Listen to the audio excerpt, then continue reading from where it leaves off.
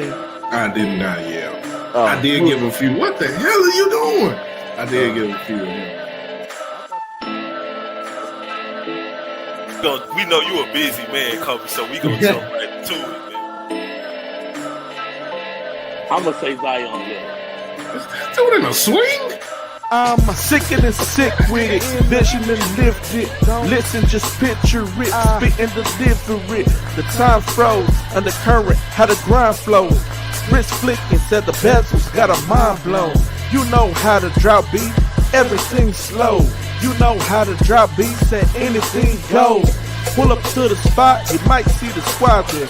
Pull up unannounced, then you might see a broad there. It's just seconds remaining, and I got the rock for the win while you're watching the shot clock. It's just seconds remaining, and I got the rock for the win. Thanks for watching the shot clock. The shot clock.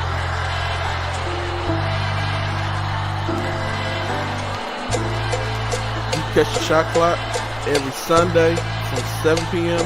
to 9 p.m.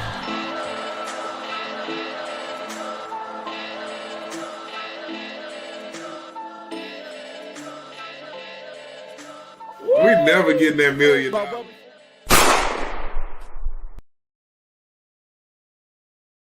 What's going on, everybody, man? G-Day Hoops got here.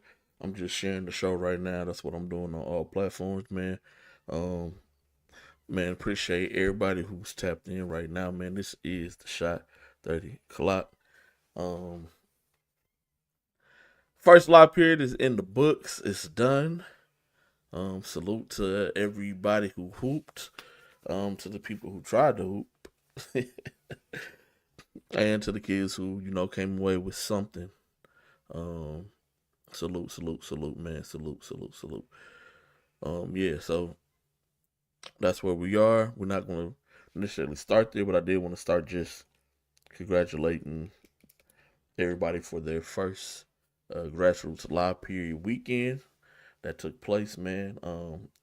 The final Grassroots weekend is coming up, man. You got a lot of big time matchups, big time situations that's going to be taking place here in pretty shortly.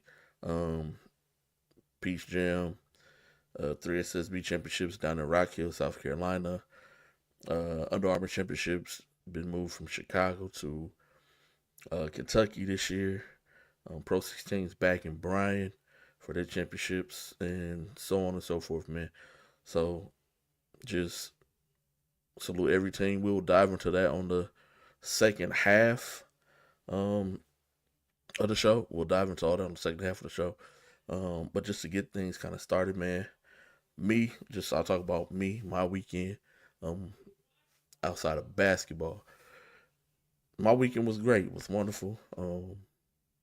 I really have no complaints as far as my weekend goes. I did a lot of driving back and forth between Bryan, Texas, and Houston. But got to see some good games. Got to see some kids who I haven't seen all year. Some really talented players. It's a lot of talented kids just across the country. And so I was able to watch those kids play this weekend at 3SSB up in Bryan, man.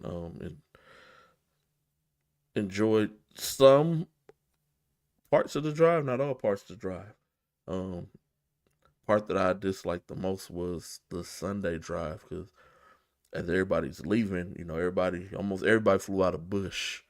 So, it's really kind of only one way you can take. You got to take Highway 6 as it feeds into 290, then 290 to the Beltway. A couple people flew out of Hobby. A couple teams that I talked to, they flew out of Hobby, so they had a little longer journey. But they people were driving slow, dog. And the speed limit is 75 for a majority of Highway 6. From Bryan to right before you get to 290. But some of them dudes was driving real slow, dog. And I know that they not from here. But some fans was pushing it, dog. And I know those are the fans who they had bad weekends. Because they coach was ready to get the heck on home, dog.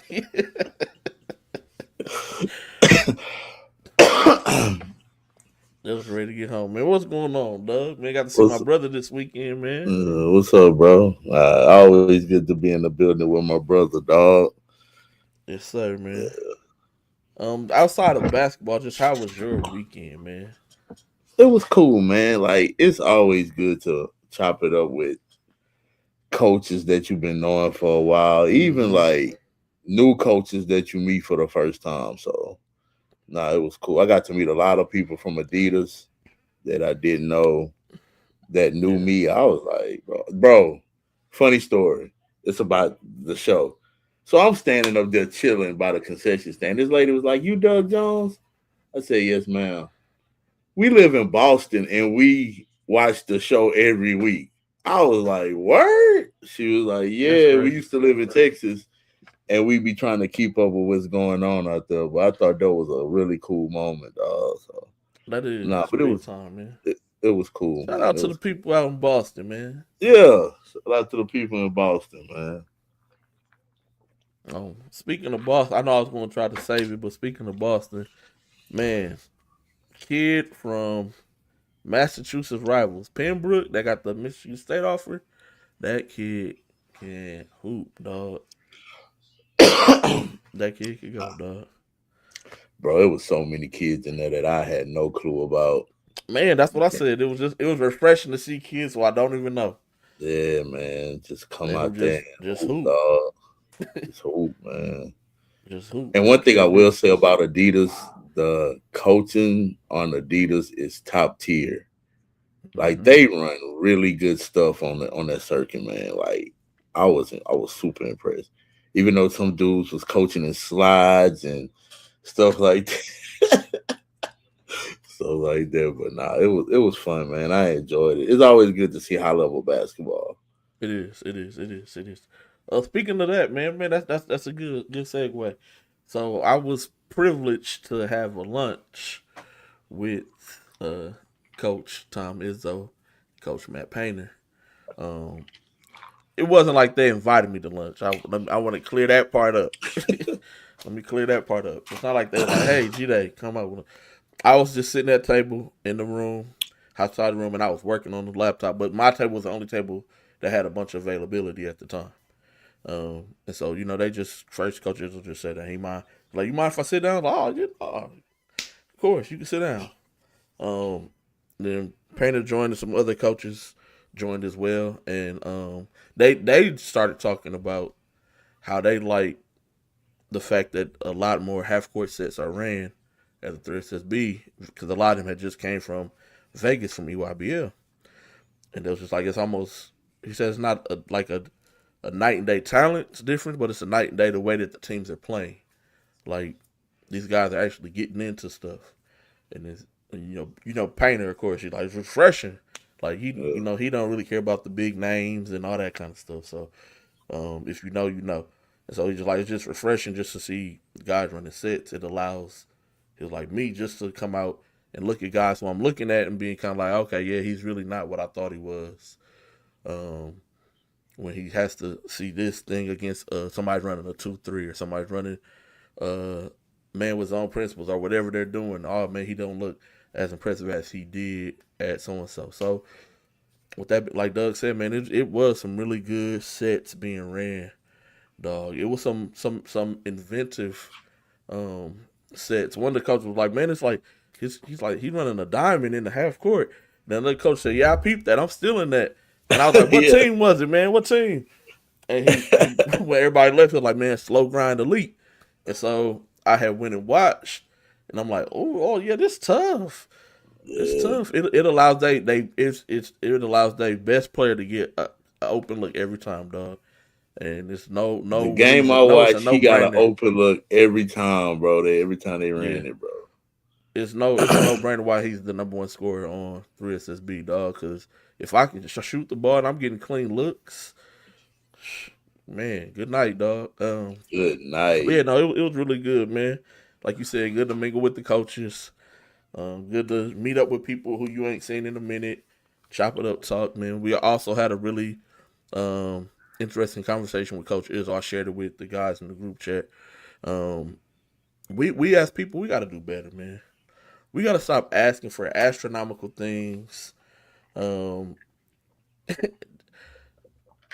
kind of be humble, be happy in situations because you don't know what is going to take place. But to kind of have something guaranteed and you really not that person and you've been injured a lot and all these other things, um, you should just be happy that you in certain situations, man. And I'll just leave it at that. I won't dive too deep in it, but we gotta stop asking these coaches for guarantees that they not gonna guarantee. Like he told me, I'm not. He like even if I could guarantee it, I wouldn't. But I'm not gonna guarantee you that. Um, And this coaches is in what it is, dog. certain positions, they don't have to guarantee you anything. Check their resume, bro. Like for real. I Like don't what want national championships, and you know what you I'm saying? Like I'm a Hall of Famer, bro. Like I ain't gotta guarantee a damn thing. it's crazy, man. It's crazy. What you jammed this weekend, man? I know you I ain't stayed gonna up lie, there, but just bro. on your drive, what you My was jamming? drive, I was jamming. So Nas put out a curated list on Tidal of his favorite Jay-Z songs. Okay. Everybody knows I'm a huge Jay-Z fan, so I Mm-hmm. thought it was dope to see somebody that he had a beef with pay homage to him and put his favorite Jay. It was like 30 tracks, and I jammed it like for 2 straight days. And it's not a lot of mainstreams. There's a bunch of B-sides, you know what I'm saying? So Okay. that's what I was Yeah. jamming. And I'm still jamming T.I. I'm not gonna lie. I really like T.I. project.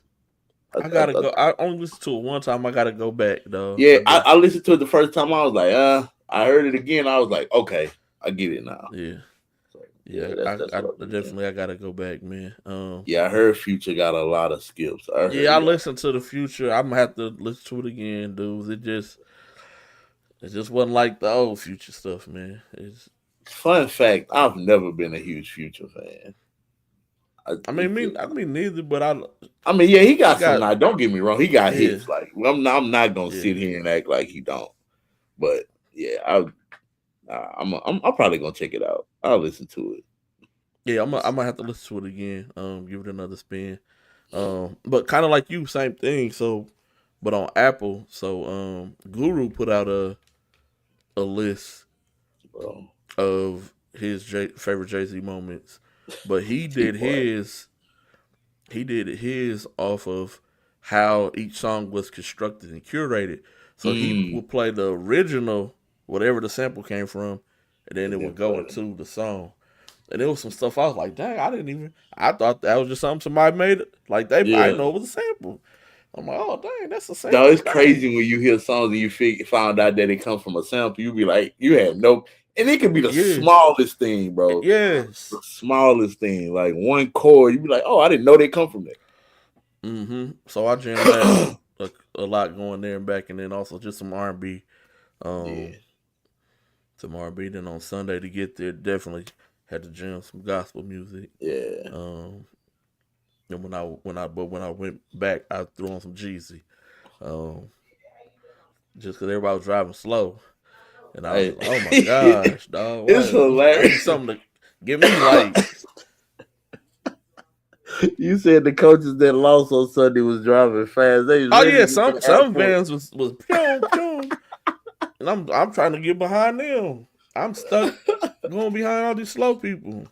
Nah, it was cool though, man. And I just wish we had a facility like Legacy in Houston. I really like that facility, man. And it's so simple. It's so simple but so nice, bro. It is. Yep. It is, man. I wish one of these millionaires that live here. It's a lot of y'all. It's over 90,000 of y'all that live in Houston. Somebody got to build a facility, dog. Just construct one.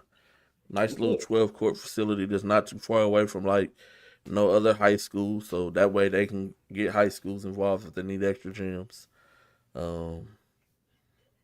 But yeah, man, like Doug said, it ain't nothing that's like fancy about the facility, but it's nice though. It's nice, super nice. It is. It is. It is, man. I'm gonna wait till after we bring our guest on later, and then I'm gonna dive into uh some of these topics, man. But before that, man, did you watch the Conor McGregor fight, man?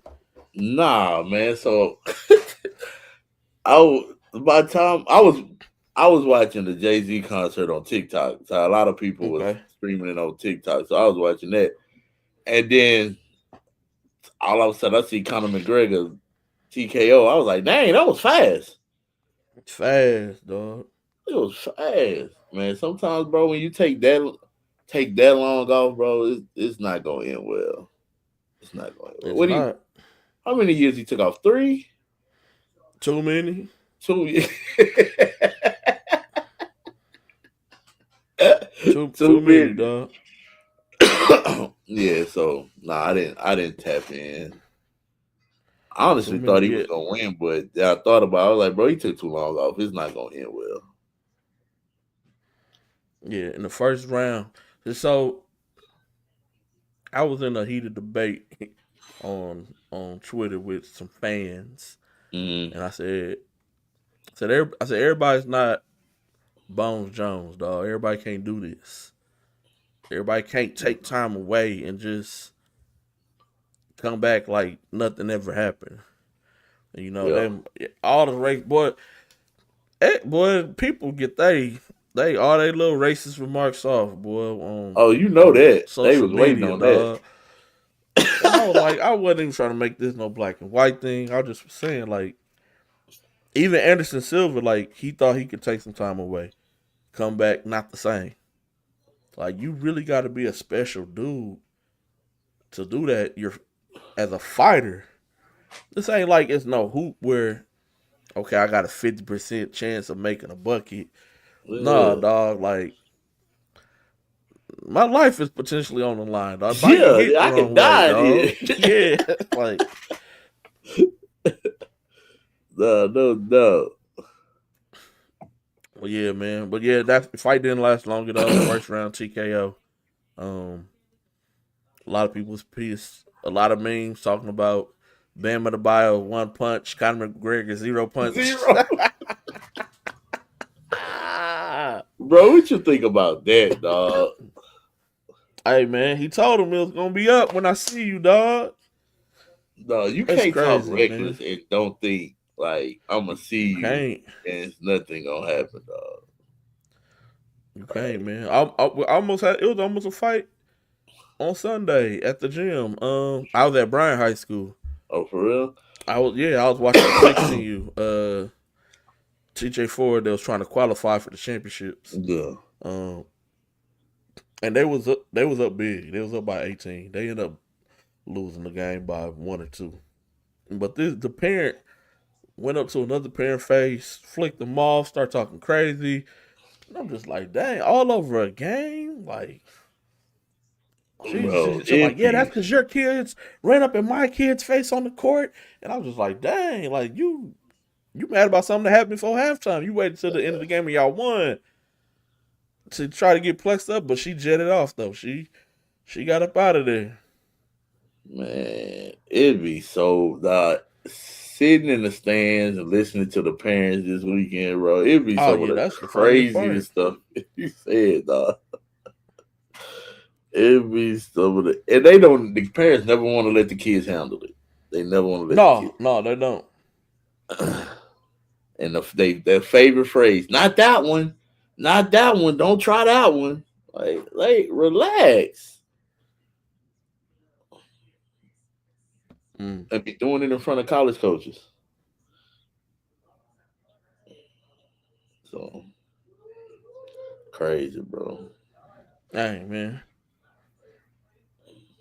All right, so while we wait for the guests to come on, man, just real quick. For me, 3SSB, Houston, we got too many teams, dog. We just need one team. We just need one.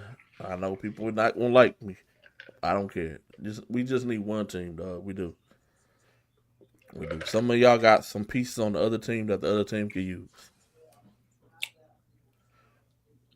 So, Yes. If you, we do one team, we look a lot better on all three levels, on 15, 16, and Yeah, 17. yeah, yep, all three. But shout out to um 16s and 15s for qualifying Yeah. for the championship. Um, TJ everybody else is Ford, going right? to TJ Ford. 17s is going classic, as well as 17, 16, 15s one time all going classic bracket.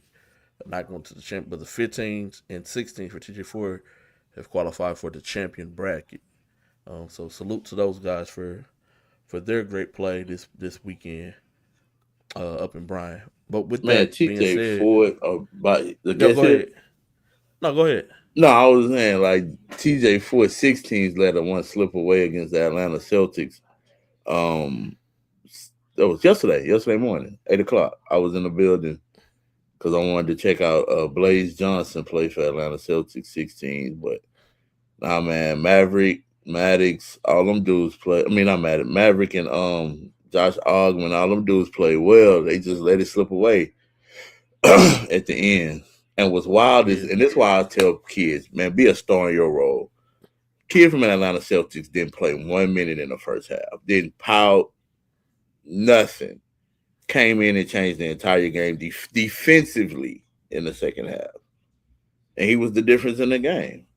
Mm. And I was talking to a college coach that was watching the game from Ole Miss, and he was like, that kid didn't say, I like kids like that. He didn't pout. He was on the bench encouraging. When his number was called, he came in and did what he's supposed to do: protect the rim, rebound, and everything. And they won the game. And he was the difference. That's like you said, dog. Sometimes you just gotta whatever my role is. When I get my moment, I'm gonna be the best at that. If it's going in there to get some rebound, if it's going in there just to foul somebody hard, to make somebody think twice about coming back through the lane, dog. Like we got kids, and excuse my language, dog. 'Cause I know Coach Jones' son be watching. These kids be pussy, dog. Bro, This is what it is, man. Like, yes, we can't be. Basketball is a contact sport, dog. No, it ain't like football where you got padding to protect you. You know, it's not like even soccer. Like if you've been watching the World Cup, like physical, aggressive. Basketball, the same thing, dog. Them dudes was getting after it. Dudes was holding, grabbing, pushing, shoving, and our poor kids soft, dog. I'm like, dang, dog, come What's on, crazy man. is, dog, you watch these players from all across the country. I didn't see much complaining, bro. They was they didn't cry about no foul call, no missed call, whatever. It just okay. It is what it is. Next play. Yes. Man, we crying about the calls, this, that. Just shut up and hoop, dog. Just play basketball, man. Play basketball. That was a glaring observation right there, bro. You were absolutely correct. That is exactly what happened. Man. Before we get too far ahead of ourselves, man, we do have a special guest, man, who's going to be joining us on the show, man. My son had the privilege of playing for this gentleman. He's the reason, not me, that my son went to school, to college. Had nothing to do with it. I didn't try to look out for the little ninja, none of that. He had to get it out the mud, get it on his own. But shout out to this guy for doing such a thing, man. And he also just won the inaugural G1 series, man. Coach Bobby B. The champ is here. The champ is here. Man, what's going on, Coach? On the show, man. What's up, brother? Congratulations, dog. Appreciate it, man. It's a pleasure to be on the platform with you brothers. Man, come on, yes, man. Man, you are a champion of many things, brother. Of many things. Peace to God. Hey, Gatorade, Prep Hoops. Hey, what you saying, dog? Yeah. And don't bring back some memories now, man. Bring back some memories, you know? Man, I kind of forgot about that, G-Day, for real. Oh, my bad. Well, not like that, because it's season by season, you know? Like whatever team I got, and that's every coach, they going to try to give they all to that team, that as they promised them parents that particular season. So when when you like to know that sometimes you kind of call in the moment from time to time. Yeah, man. Once again, people who don't know, man, my son played for this gentleman right here, man. And he did not hold no punches just because he knew who I was. He treated him like he treat any other kid. Even just watching him this year with his own son playing for him, he treat little Larry like he just any other kid, dog. We over there trying to baby, like, come on, hey Larry, it's all right. Larry looking at me like, hey man, you gonna get me in trouble, dog.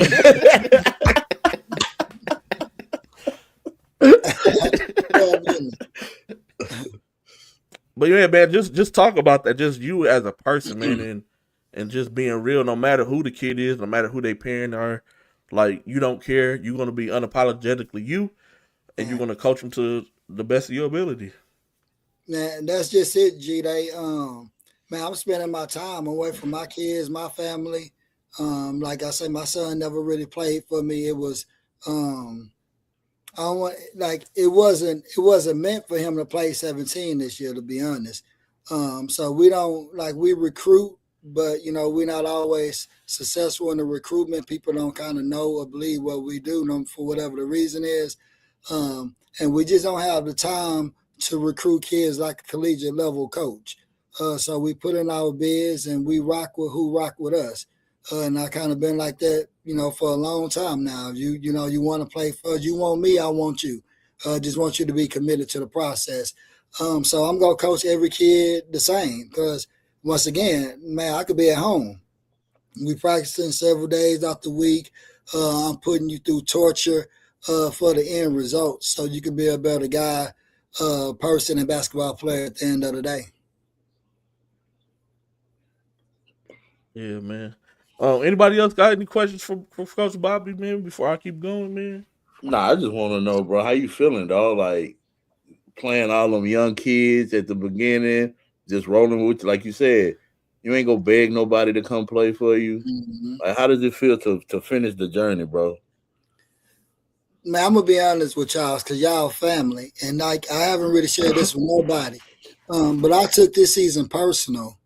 To be honest, for multiple reasons. Last year I tore my Achilles, and I didn't miss a beat with that team. I mean, the day after surgery, I was open the gym. Like my family did not like that at all. You know what I'm saying? And I had to drive to, I think it was either Iowa or Kansas, like 13, 14 hours, damn near foot out the window, bro. And Coach Ayers as well. Shout out to her. I will love her for life.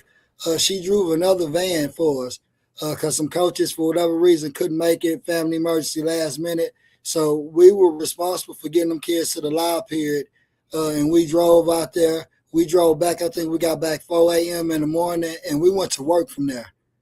It wasn't no take a day off.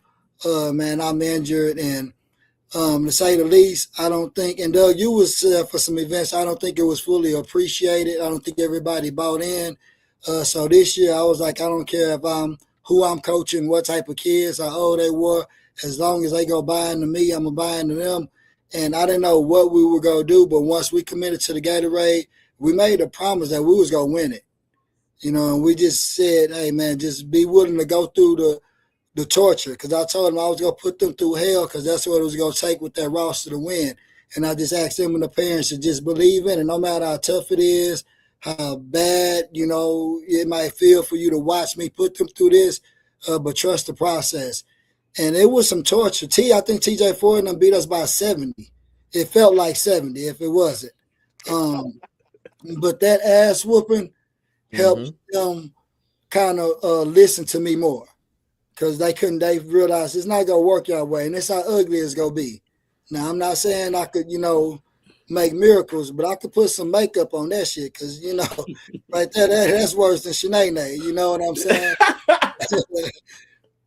It just went from there. Clyde, I think a lot of people don't think, me and Clyde, like, I don't agree with everything no man and woman do. But I never get taken too emotional and personally with this AAU shit because it's all about the kids. So Clyde brought his 17U team to the gym before after we was on a winning streak, and they came to the gym and they bust our ass. G Dot, I mean, G Dot was there. They whooped our ass, and that was another humbling experience for us to finish doing what we do. You know what I'm saying? The accomplishment we end up accomplishing this year. But like I said, it's like a village. Like we had to take out bumps and bruises, whether it was on a big platform, behind closed doors, but they got beat up 24/7. Yeah, because like I tell a lot of people, like, bro, everybody can't play for you. You know what I'm saying? Because you demand a certain toughness, a certain thing, and to get them kids to buy in to only lose one game on the G1 series, bro, like that's super commendable. That's why I was like, I got to give you your flowers, bro. I was on 290 tweeting yesterday. Once I found out y'all won, I was like, I got to get this out right now. Nah, man, I'm super proud of y'all, bro. Because you know me, like we family, we've been rocking for a long. You one of the first ones to come show love in Port Arthur when I used to have to beat the Heat class. So, nah, man, it's just amazing to see it, bro. Hey, Doug, to piggyback off that, man, Gasso kind of helped us out in that. For whatever reason, the circuit was pretty much over. We clinched the number one spot. It was all trips was done. But since we were winning at such a high margin with so many teams with blowouts, I don't know if this was an added game or not, but the one game we lost, it was a meaningless game. Like it didn't move us up or down the season or whatever. But I think without that loss, you know, we maybe lose the championship, to be honest. That was another thing that kind of helped us always. Y'all wanted to get back. Right. You see what I'm saying? And there was a lot that led up to that, too. Like this whole weekend, after every round you advance, you know, they let you take the picture in front of the deal and clap up. Well, every team on the circuit just clapped it up. Yay, good job, team. But the team that beat us, particularly every time they went, it was, oh, yeah, we want them Raptors. Oh, yeah, y'all know who next, this and that, every time.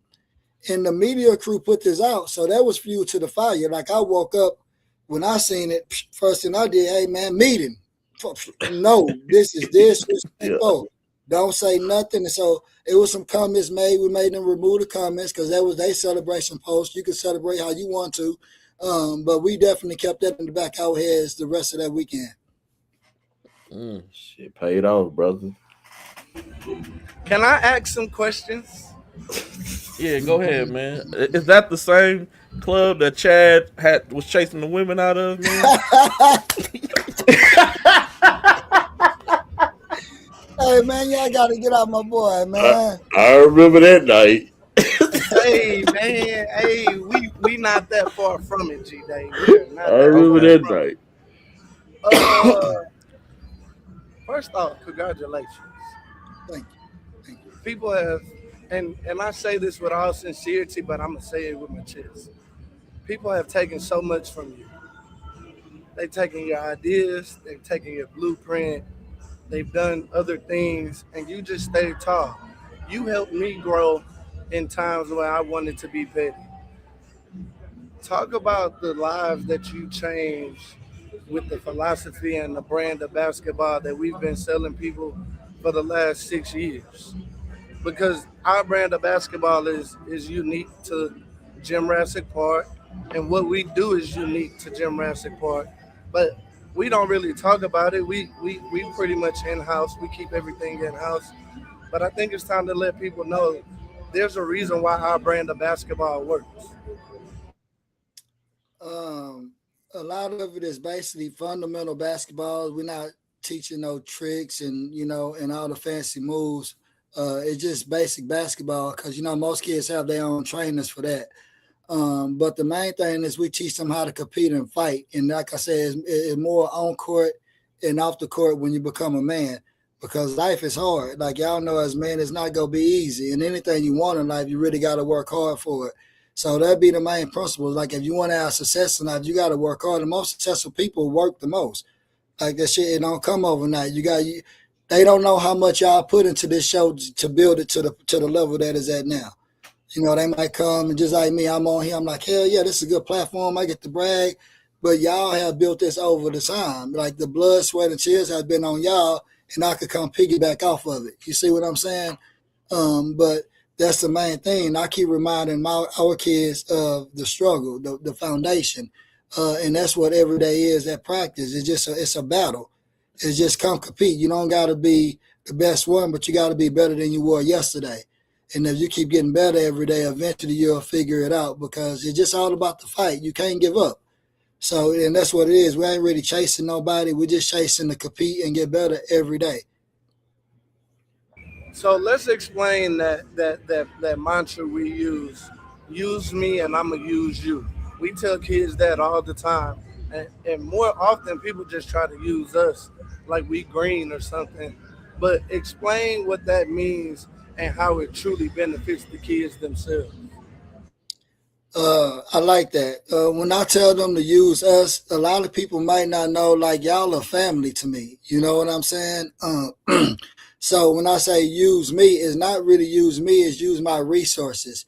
A lot of this is all about relationships. So I try to build good, positive, strong relationships. So when I'm telling the kids to come use me, I might not be the one that could connect you with that college coach, but you play me and I know how your game develop. I know your strengths and weaknesses. And I know how mentally tough you could take and what coaching you could do. I could connect to Doug Jones, to Jeffrey Day, a Gary Carter, and all y'all research. Y'all have resources that I don't have. But since y'all my friends and my family, if I call y'all for help, I sincerely feel like y'all go help me. And that's been a blueprint. That's been a process. That's how, like, when They say, man, I didn't help my son do it, man. It's a goddamn lie because you have so many kids in this program. I got resources and college coaches through you. And I know certain kids specifically that I knew that coach through you that helped the kid through the Raptor, get that opportunity. And that's what it's all about. So when I say, use me, is use me and my resources and the platforms that we can put your kid on. But at the same time, I want to use your kid if he's good enough because I believe we might have a coach that like his abilities, his strengths, to play for that particular collegiate level, no matter what level it is. My next question. I watched you bring Larry across the country with us for the last 6 years, 7 years. You taught me how to bring my son across the country in this basketball industry. Explain what it means to win something with your baby boy, and don't cut the feelings and emotional. Like, I know it has to mean something because we all love Larry. Like, and I hate that so many people took us away. And when I say us, me, Rail, Lathan, that we can't come record the Raptors like we want to. But talk about winning the G1 with your son. Because that's important because we watch other people play daddy basketball and can't win a quarter, let alone a game of basketball.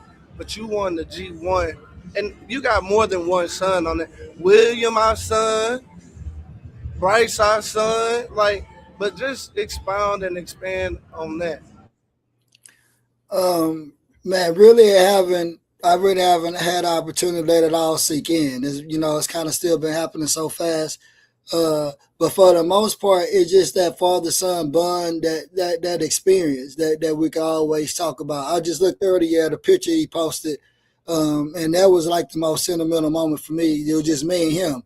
And for me to see that him post that on his thread, because, kids, and he don't post his parents, definitely don't post me, my black ass.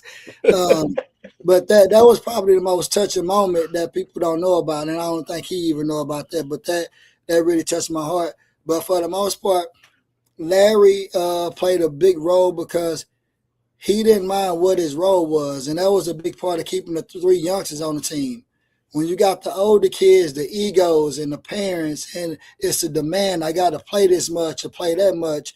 When you got three youngsters that just happen to be a part of something, like some games Larry didn't play. You know what I'm saying, to be honest. Some he might get in 5 seconds and get pulled straight out. I don't know if most coaches go do that, but when I'm coaching, I don't see a kid, I coach a system. So I'm just plugging in pieces at that time. So, and I tell them all the time, hey, I'm apologize to you, and I ask the parents, if I hurt that your kids' feelings, I'm not sorry right now. I'll apologize to y'all once it's over, once we win that championship. And if you think you can ask, text them. And that's what it was. So I didn't see a particular kid. All of them was family to me. All of them was my kid. It was the end goal for us. And that's all we kept preaching. Every time somebody didn't look like they was playing that way, man, I might, like, I'm going to let you know that's not what we talked about. That's not what we practiced. That ain't what we've been, putting ourselves through torture for. So it wasn't, I appreciate that experience for my son. But the basketball part, and I apologize to him a lot because you didn't play. And then some games he didn't even make a mistake. I think one game, Doug was there, like he hit a big three to help tie the game or something. This in the clutch. And I just pulled him just because the other guys got more experience. He didn't have no varsity experience. So as much as I wanted to just be like, Daddy, oh man, my son just hit it, I got to go what's best for the team at that moment. And so I just got to apologize to him later. And so I think that was the biggest thing. Like, our kids is more mentally tougher than I would say any other kids in the state of Texas to be, in my opinion, to deal with that. Like with him, William Owens, who was a ninth grader, and you have Abiola. I can't pronounce his last name. It's an African last name. I'm not even going to try to mess that up and disrespect that young fella. But he'll be going to Bel Air and playing varsity this year. But when I called on them, especially that championship game, it didn't matter if it was you. Sometimes they was like, okay, I look nervous. This time, they just ran up there. They knew the assignment. They were ready for it. And again, they went back to the way that they promoted. Good job with Gasso and the media promotion. They really made it a story. Like, it was real. It was a real league. It felt like you were really a part of something from the pen. Like, even now, we're probably the most hated team in America. And, we could talk about that later. Shout out Mike Timmons, Blue, Yeah. Gasso Linden, Gasso Tim. They did a great job with the G1 series. I tip my hat. Even if we didn't win it, I still would have felt the same. Like, they did a great job with an original concept. They did a really good job, man. Real quick, man, this is paraphrasing, but this is from a coach who sent me a message. I won't show who from, but he said, appreciate everything, and you recommending Bobby and the Raptors for Pat. He let me know that he drove up there to watch y'all playing the championship game. He said they are an amazing group of men. They know how to work the game and how to coach basketball. And I won't read the rest, but it was like, thank you for mentioning that. That was the best spot for him to develop. And so y'all know who that's from. But that's what we supposed to do, like, as you was talking about, just the community and knowing, like, hey, talking to this coach during right when the season's over, hey man, I know a great place for this young man to go and grow, and when he come back, you gonna be happy with the player that he is compared to how he left you, and he is, man, and he wants to send the whole team. Yeah, we like that. Hey, we've been checking them out. But Gita, I appreciate you for sending that young man over. Because think about it, we were a circuit team. We've been on multiple circuits. Mm-hmm. And we only had 8 guys on the roster, but really 9. We had a senior that ended up getting signed, so he had to leave. Of course, once June came. So we had 8 guys, and one of those 8 was the guy that you sent us. You know what I'm saying? And man, that's tough. You know what I'm saying? Because usually people have, and you would think a brand like us would have so many kids to choose from. But for whatever reason, we don't get those numbers. But like I said, if you go send somebody that want to be here, no matter what, we go work with them. And them kids are mentally tough. You know how many times I told this team, this is not a talented Raptors team compared to what we had in the future. And they got to listen to that. And that nobody, even the parents, like, who want to hear you tell them, and you coaching the team, y'all ain't, not saying y'all ain't that good, y'all ain't as good as what we used to, when we have good teams. But we telling them to go out here and win the championship. That's mental toughness. And that's how I knew we were going to be able to accomplish a lot with these kids that stayed down for the come up. You know what I'm saying? Because that's what it was going to take. It was going to take mental toughness. Like, we could say, oh, Bobby is a good coach, and he coached with the young kids. End of the day, they had to play that. Jonathan Bracey, Pat Roth, Owen Shook, who else we had over there? Bryce Van, and Mike. like they never had a chance to relax because they had little kids with no varsity experience. So I had to be on their ass all season long, and they never broke. Most kids break after a month or two with the parents. It's a big difference. Those kids are mentally tough and deserve, be on somebody's collegiate level when it's all said and done. Facts. And they know how to win. And they prove that winners. Yeah. Yes, sir, man. So what's next, man, for the rap? I know Raptors don't stop. It never stops. Like G Dot said, so many things that you've done that other people have bit from, copy, took, try to create. Oh, let me go down the list. No, you ain't got to go down the list. Apologize. They stole the JV tournament. What else they stole? They stole it all, and they rewrapped it and repackaged it, and it still ain't got no motion. That's crazy. No. I'm gonna say this. I think we all started that when we started bringing them college coaches in. Y'all was a part of that. You know what I'm saying? Y'all helped connect with the coaches. Y'all were there, and y'all, like shit. I didn't know how to talk to no coach. It was a whole setup. Hey, G-Day, we got these coaches. You got to be there to talk to them, man. You the scout. you know how to boom, boom, boom. You know how to sell the kids. Anything we do at Ollie, y'all go be there. Doug Jones, boy, you know how much our parents love you, man, and I love you. Like Doug show up and support on anything we do, and we don't always have the kids that everybody in the state are talking about. You know what I'm saying? Sometimes we have them diamonds in the rough that nobody know about at the moment. And he's able to help identify. Sometimes they don't play with us at all. Like the one kid, the Ryan, Doug, remember the 8th grader Ryan, athletic guy? Ron McPherson. Man, come on, man. Like, yeah. You know what I'm saying? I'm like, Doug, this guy got it. Like, since I've been seeing him kind of float, you know what I'm saying? And you keeping that, like, that talent and shit. You know what you're looking at. It didn't say, Doug, 5 seconds to identify that kid. Like we always say on here, bro, it ain't rocket science. But I always say, bro, if there's only one dude, there's 2 dudes in the city that give me the move for anything they do, and they both on this show. If G-Day got an event, I'm there. If Bobby got an event, I'm there. They ain't even like Doug, I'm having this bet. Whatever I gotta do, I'm canceling it. I gotta go support my brother. So I appreciate y'all. Love coming watch your events at wherever you have it, bro. I'm always there. I love y'all parents too. I love y'all parents too. Hey, where y'all at this weekend? I don't know yet. Right now, with my hands like this. So I don't know. I mean, I could. I don't want to do it, but I may do it. I did it last year, but I'm trying to be respectful and, do it the right way, man, and just fill out media credentials the right way instead of just showing up and being like, Matt. And he'd be like, oh, yeah, let him in. Like, I don't want to have to be that guy. Right. Give him whatever he wants. No, just I want to do it the right way. But that's probably what I'm going to have to do again. Sometimes you got to pull that card, man. Where you at, G-Dot? I catch a red eye to go get under the scope, and then we on the way to Georgia to Peace Jam. Y'all playing this weekend, Bob?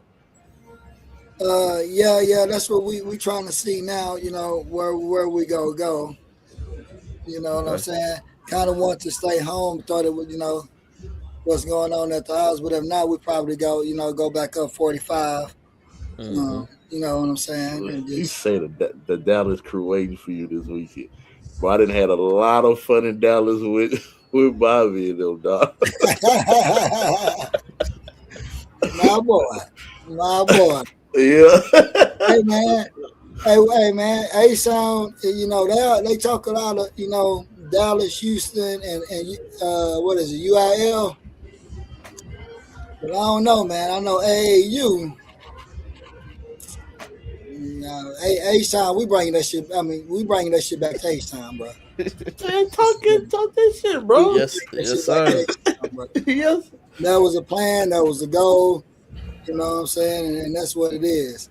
Yeah, that first G1 in the 713, though. That's all that really matters. on 713 day. On 713 day. On 713 day, man. Well, business. Yeah, man. Now I don't know where I'm gonna be at this weekend. To be honest, I have no clue yet.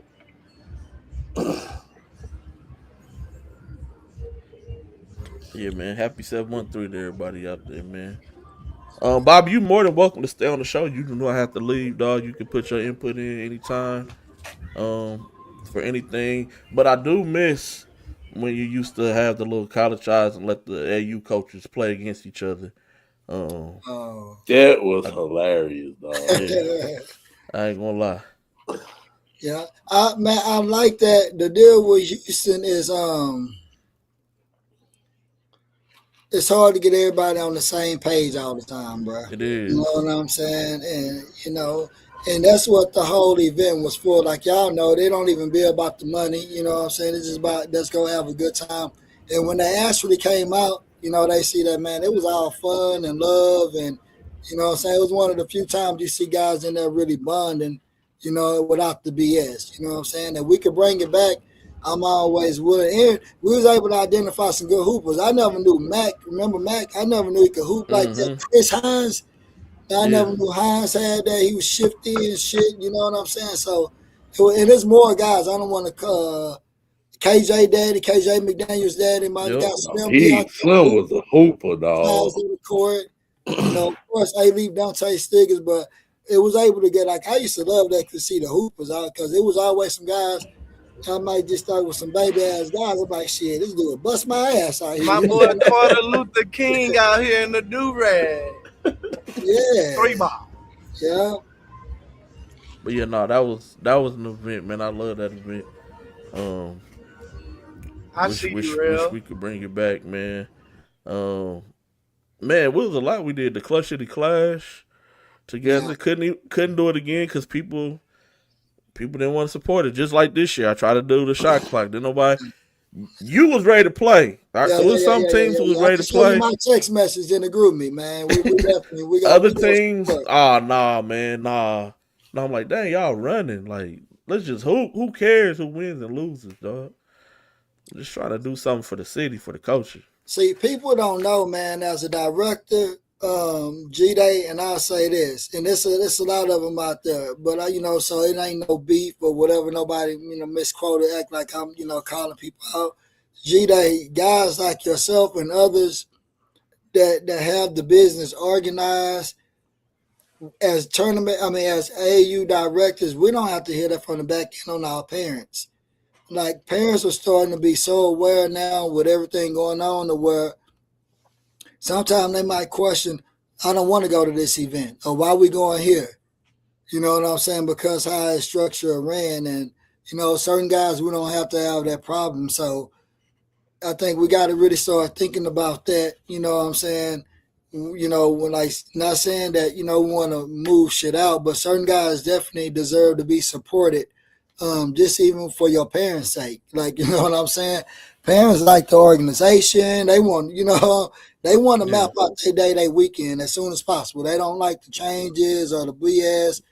Kids want to play in good facilities. Like, you want it to be a smooth process. So, we got to start respecting and getting those guys and supporting them, because it's a long season. You don't got to go to 5 events, of the same event when you got different people that could hold good events and bring that energy that's needed. I think we're missing a lot of energy in some of the city events. We are. I agree. You know why? Because boys is playing in backdoor churches out here, backdooring us. That's why the energy is gone. I'm telling you, bro, like, everything can't be a money grab. Like, something got to have quality. You got to have quality basketball to produce quality basketball players. But y'all be having events in St. Mary's Baptist Church out here with the squiggly fours and be expecting people to support that. Man, we had D1 University at the gym, and parents was still giving us the business, asking us a million questions about coming to support our event. this summer, I watched y'all go to some gyms that I wouldn't even go and record in, let alone play basketball. That'd be crazy. But y'all be having all the answers and all the excuses in the world. We can't be too bougie, too bigger than basketball. We all started from the same hot gyms in the first place. I agree. I just think we need at least 3 to 4 like solid Houston events that everybody to. You know what I'm saying? And it don't even have to be the live period. The live period, you got to go to your circuit. But on them dead periods, Houston is too big not to have at least 3 events that are like a must attend event. You know what I'm saying? And I know sometimes it's hard to get this right scheduling and dates, and all that. But I think the good guys got to work together and get on the same page, because I know AAU directors, they starting to feel the wrath on the parents to make the right decisions. So like everything is always gonna be a swift and energy and change. And I think this definitely could be the year if this fall and this late summer the good guys get together, y'all guys, and figure some shit out. Y'all guys, I got you, figure some man. shit out. You know what I'm saying? Certain AAU directors for sure go ride with that wave.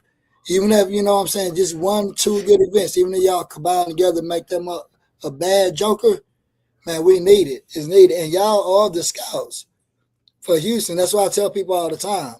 Like even when I say, oh man, come use me and use that, y'all, who are the biggest scouts? It's only like, it ain't too many in Houston, bro. They say we got a little motion over here, bro. You ain't seen the extra eyes comment section lately? We got a little motion. We don't talk to no coaches, and we don't move the needle. We Well, how ain't got many enough. kids are getting? I don't know how many kids are getting these offers that y'all can't connect with those coaches. From what I seen, Man, I just keep running. I just keep doing my thing, brother. Now I will say, this year G Day was there. The Doug's Dozen Classic that Saturday had that old school feel where like everybody was there one time, bro. So like that's what I'm honestly trying to bring back to. right? You know what I'm saying? Like when I had AB Elite Cools, Rashard Lewis, like shit was fire. I'm not even gonna lie. I was even impressed. I was like, yo, this shit alright. Yeah, I saw that, but we was out the circuit, Yeah, so we couldn't see. So I saw the yeah. younger kids. So, but but I gotta be there, Doug. No, I man. missed that shit, Doug. You need to get a day where I can be there, I Doug. know, dog. We I need gotta that. tap in, bro. I gotta tap in for sure.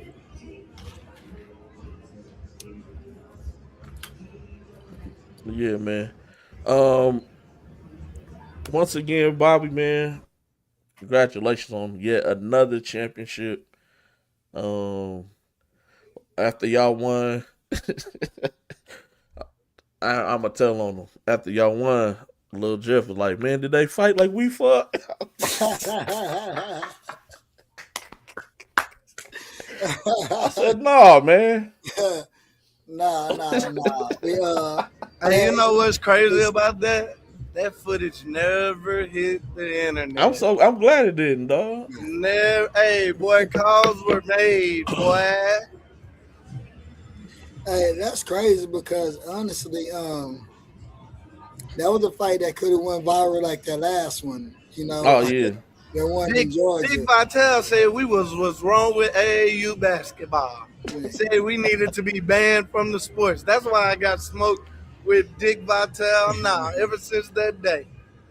See, But but we other didn't than even that, do nothing. So that we just be God. Like God, man, God really love this program. So you want to register your kid for something that is God given, man. You better come on over here. Man, Every this few years, God bless us to go viral. it's so I crazy don't know because if people notice that or not. And we don't really have nothing to do with it. Like we did not beat up the referee that time. Our jersey, you didn't see a Raptor in sight, because we got everybody out of there. We just had the bigger brand name because we won the circuit. You know what I'm saying? So it was headline on us.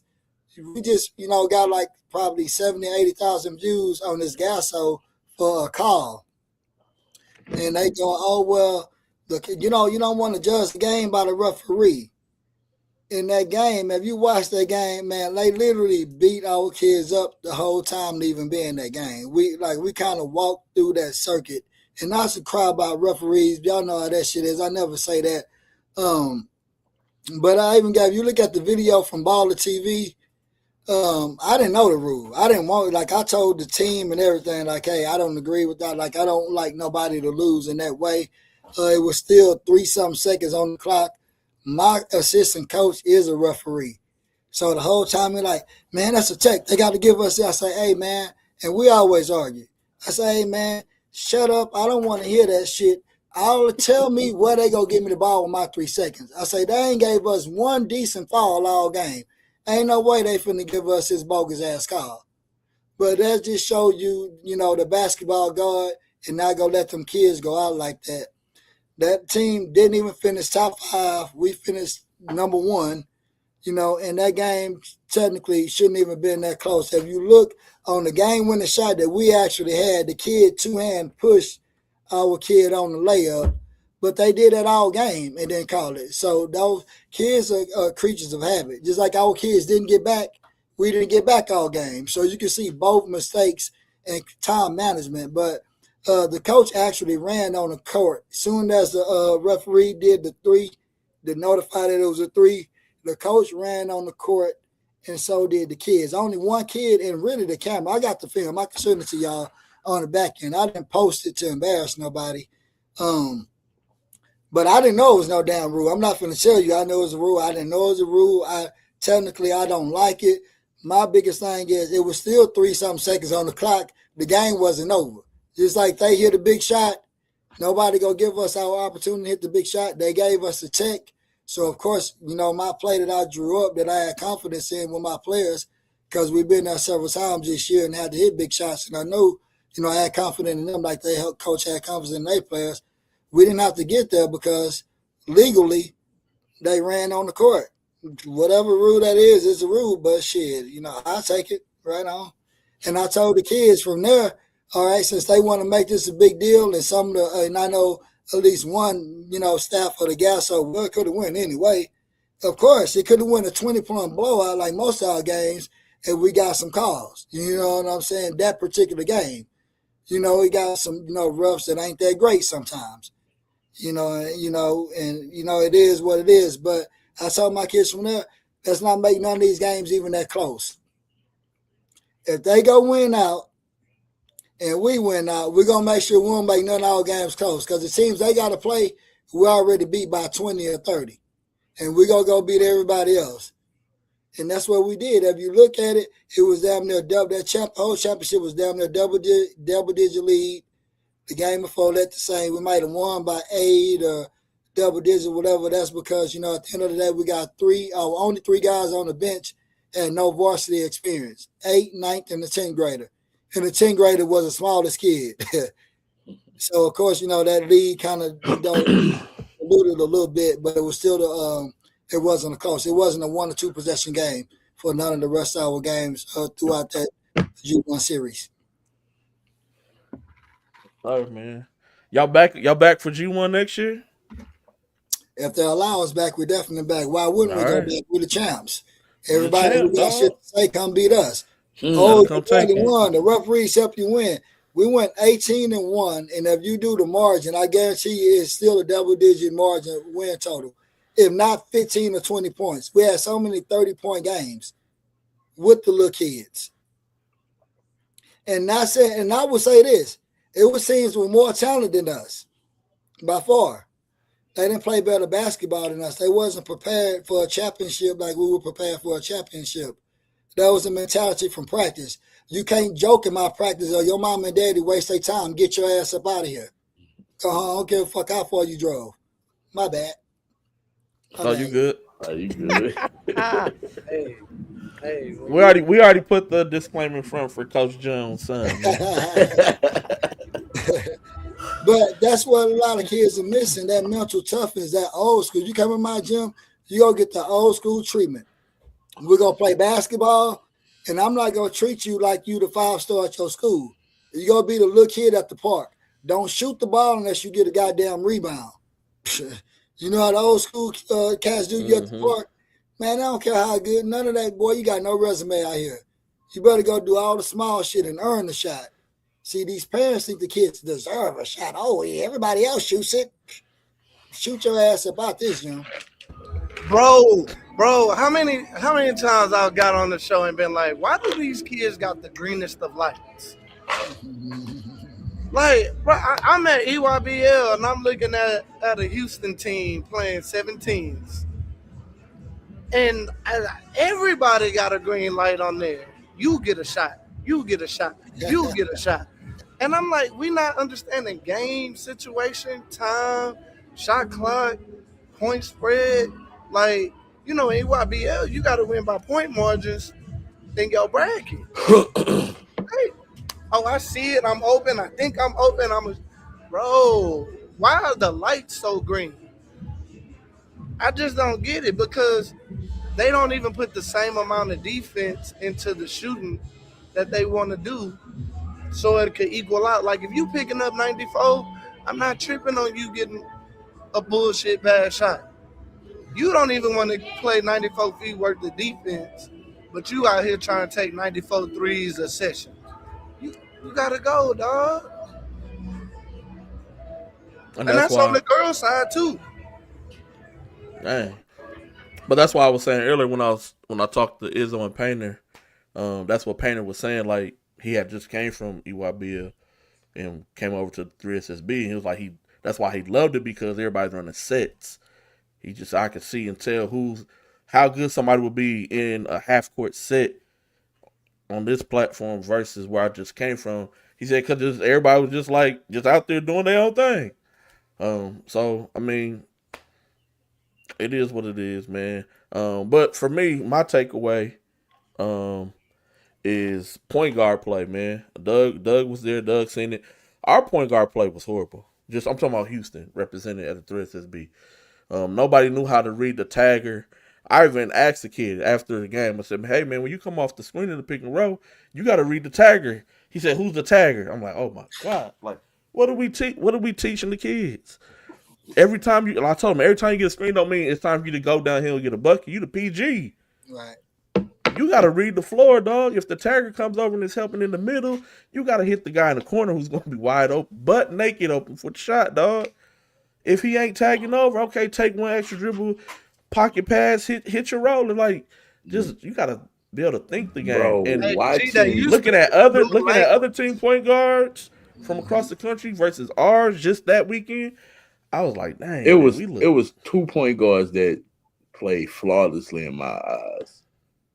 Kevin Savage, that Matt Painter was there watching, was going to Purdue, and Peyton Kemp from Power 5. They made every read. Like, I was like, bro, it's insane, bro. So my bad, Doug. No, you go ahead.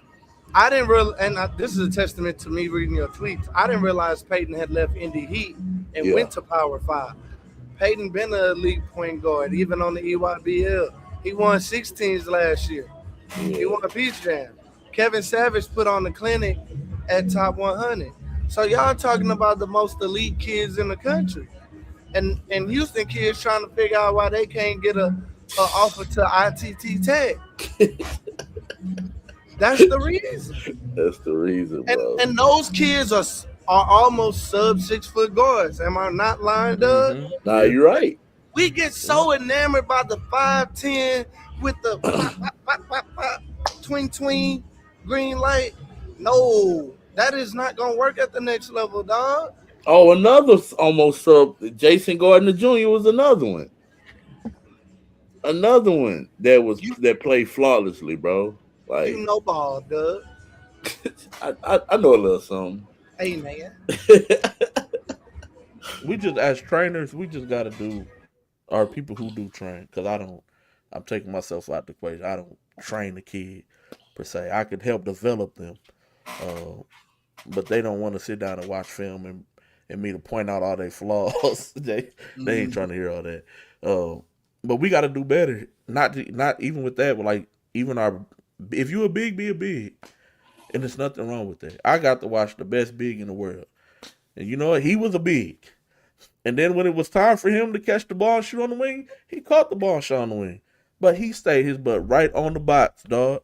Even though he had handles, even though he could shoot, he wasn't out there trying to be finesse. Hey, I'm playing hard, physical, dirty, blocking, rebound, put back dunks. Okay, if I catch it on a pick and pop, knock down. Like, he wasn't out there, I'm just gonna stand on the perimeter the whole time. Come on, man. We gotta do better, man. We had two really good bigs who could be producing in college right now. But instead, we got to make them wings. We got to make them guards. They struggling now. They struggling right now, dog. Mr. Williford, to answer that question for Coach Bobby, got to make them do that dunk drill. At the end of practice, if your bigs is not getting out there using that footwork and doing the miking at the beginning and the dunk drill at the end, they too soft. They too soft to play for this, man. We just do a lot of fundamentals. The main thing is a lot of fundamentals. So we'll teach them how to post up. You know, basically it's a field. So we do a lot of fundamentals, and then I'm going to have a lot of times opportunity where they play. Because the kids miss so many game experience that they don't play enough to have a feel for the game. So you could train and do all these moves, but you don't got to feel no when to use them or know, okay, well, it's top heavy, I got to go to the right shoulder. You see what I'm saying? And a lot of things, most kids that are right-handed can't go to the right shoulder as bigs. Everything is to the left. So we always go do opposite. So I don't train with a lot of, of the basic moves or I always do opposite, counters. Fundamentals and counters, just so they could, get comfortable at that role in that position. And there's going to be a lot of live play at that position. So I'm not a trainer. I don't stop them from training with their trainer. But whenever they with me, we're going to do a little bit of both. We're going to do the repetitions of the moves. But more importantly, we're going to do it with live play. And it's going to be in a competitive environment and hostile. For sure. I like what you did with Io, dog. Last year when I watched Io, and this ain't no shot at the program he was with last year. Right. Io was just out there shooting 3-pointers, dog. And I'm like, dog, you 6'8", 6'9". With a good frame. You gotta go rebound. Attempt to block somebody's shot. Right. Something. And I the would fact say that this. Go ahead. My bad. No, go ahead. No, I was gonna say the fact that you had him playing inside out and not just on the outside. So now when the coaches was calling and I'm sending film and they like, who this kid? Why ain't nobody? And then I hit, hey, coach, what Io got right now? Like, I got some coaches really interested. Like, because you out there shooting number threes, I can't use you, dog. You 6'9", all you want to do is shoot threes all the time. Hey, I don't have Judah. You know me. I don't have a problem with keeping it real with a kid. And I guess the biggest part is how well I build that relationship with them before I be me. Because I'm going to keep it real with them. And I will say this. That kid got a nice jumper. He could shoot the three at a high rate, high percentage. And I gave him credit for that. And we worked on it. But I told him there's no way I'm going to let your big 6'8" ass shoot threes and you can't show them you comfortable, got a feel around the paint. That's going to make me look bad as a coach, as a director. So we got in there and we worked around that rim on just the basic fundamentals. And we played. And credit to him. I would have him train with middle school and high school kids. And like I would tell him, if you're not dunking the shit on the middle school kids and dominating them, you ain't got nothing for the high school. Most kids not even gonna come to a workout or training with middle school kids because it was their practice. So I was able to get my middle school kids better at the time and help him learn how to dominate. Like we tell kids to go dominate and do this, how they go do it if he never had that experience? He got a role at his school. He never been the man. He never been just dunking on nobody. So I'm gonna put you in a position where you got the opportunity to do it, but now we got to figure it out. And when you don't do it, oh Lord, I'm gonna embarrass you. I'm gonna make you feel this big at practice, in that car ride home, and when I text you until you figure it out. So either you go break or you go figure it out. But that's a testament to the parents, to IO's parents. How many times we done had talented kids in there that didn't want to do what we needed them to do, and the parents bailed them out, take them to another program, and they look worse. We done seen it. We done seen it. Like, I mean, that's a testament to it. It's a two-part project when it comes to basketball. Parents got to have faith in the direction that the director and the coach is, and then the kid got to have faith in the coach. Without both, you have nothing. And y'all, and when I say y'all, I mean Houston. Y'all love to bounce when stuff don't go your way instead of figuring it out. And instead of just learning how to get tough when times are tough, y'all rather run to the easy, to the person that's talking in your ear saying we not good enough and we can't do nothing for you. Then you get over there and then now you got nothing on top of nothing. No skill set, no scholarship to show for it. Because you want to do what you want to do. Well, if that was the case, you wouldn't have been at the Raptors no way. You'd be in the NBA. Somebody got to learn. We all got to develop. That's no different with camera skills, media skills, coaching skills, all of it. Which segues me into for the younger coaches. Just like with me, I tell people all the time when they ask me how I get into media, I tell them all the time I was better at media than I was coaching 16s. To the younger coaches, what would you have to say to them on how to start and develop and hone their craft who wants to be in this AAU industry and have longevity? Ooh. I'm a The only advice I can give them is my experience because I didn't start coaching. When I started the Raptors, I started it, but it was Coach Rome, Jerome Bracey, Dante Stiggers, yourself. It was guys that played basketball on the collegiate level, and had a little more practice experience than me. So I watched, to be honest. Even though I was over it, I watched. And then when it got to a point where I thought, hey, well, I think it just need, because it was two coaches, and I think it just need to be one voice. Sometimes too many voices with the kids and the parents, it get confusing. And I sat back and I watched enough to where I thought, okay, well, I know enough to what direction we want to move the program in. I know the defensive scheme and the offensive scheme, that all these coaches been putting in. And I think now that's just getting more organized. One coach, one voice. I'll be the head. I think I know enough, and my heart is in it enough to do the right thing and move the program in the right direction. So that would be my advice to them: to just learn, be a student of the game. Like, don't even if you got that head coaching job, don't be, too to learn somebody else. Always study your craft. Always look at another coach. I learned from other coaches, social media wise, what they got going on. And, even when I picked their brain, a referee, one of our top players this year, referee gave me at the beginning of the season when I was coaching our middle school team. He said, man, you got this play. If you adjust it here and there, boom, boom, boom. I say, God damn, Mr. Referee, I'm taking this to the high school level. Shit. And that was one of our main plays. But I'm never too big to learn because at the end of the day, these kids, they trust me to be the best I could be. So I'm always a student of the game. Like you always say, you can't stop your own run. And when it comes to coaches, I've been seeing that a lot lately. So I'm glad you was able to expound because I know some coaches that want to be good coaches and got the right heart and got the right intention. But right now they can't coach work two seams. Can't coach their way out of a wet paper bag. But I couldn't either at one point in time. So like I'm not dissing. I'm just telling people how to get better. Like what we did to get better. What some of the things like we went to USA basketball. Remember when we came to Vegas and y'all won Vegas? What was me and Eddie out here doing? At USA Basketball. That was our first year with y'all.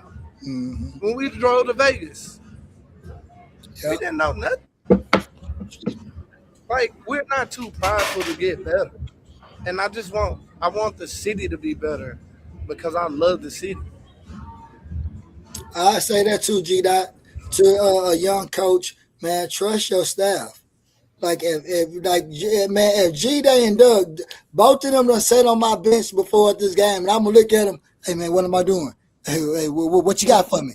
Like I always want some help. Trust your staff. You can never do it by yourself, man. It ain't gonna never be good enough. Yeah, it's hard to do it by yourself, man. FYI, Vegas next year at this same time will be the epicenter for youth basketball, girls or boys. So whatever the case may be, whatever people say it may be, the evolution is now. Don't get caught behind the 8 ball. Because like back when Vegas was popping, when Bobby bought us the first time, when I first seen Doug, and we was in VIP and Chad messed us up. Like, somebody ran people off. Man, bro, the quicker I was bringing them in, the quicker they was running away. So Vegas is back, and I'm here to tell y'all that. So whatever y'all got to do, Vegas for a week is gonna be the thing. So save your coins, save your ducats. I don't want you to say nobody told you. Oh man. Hey Bobby, my brother Fat Cat said what's up. Man, tell Fat Cat I said what's up, man. All respect to the OG, man.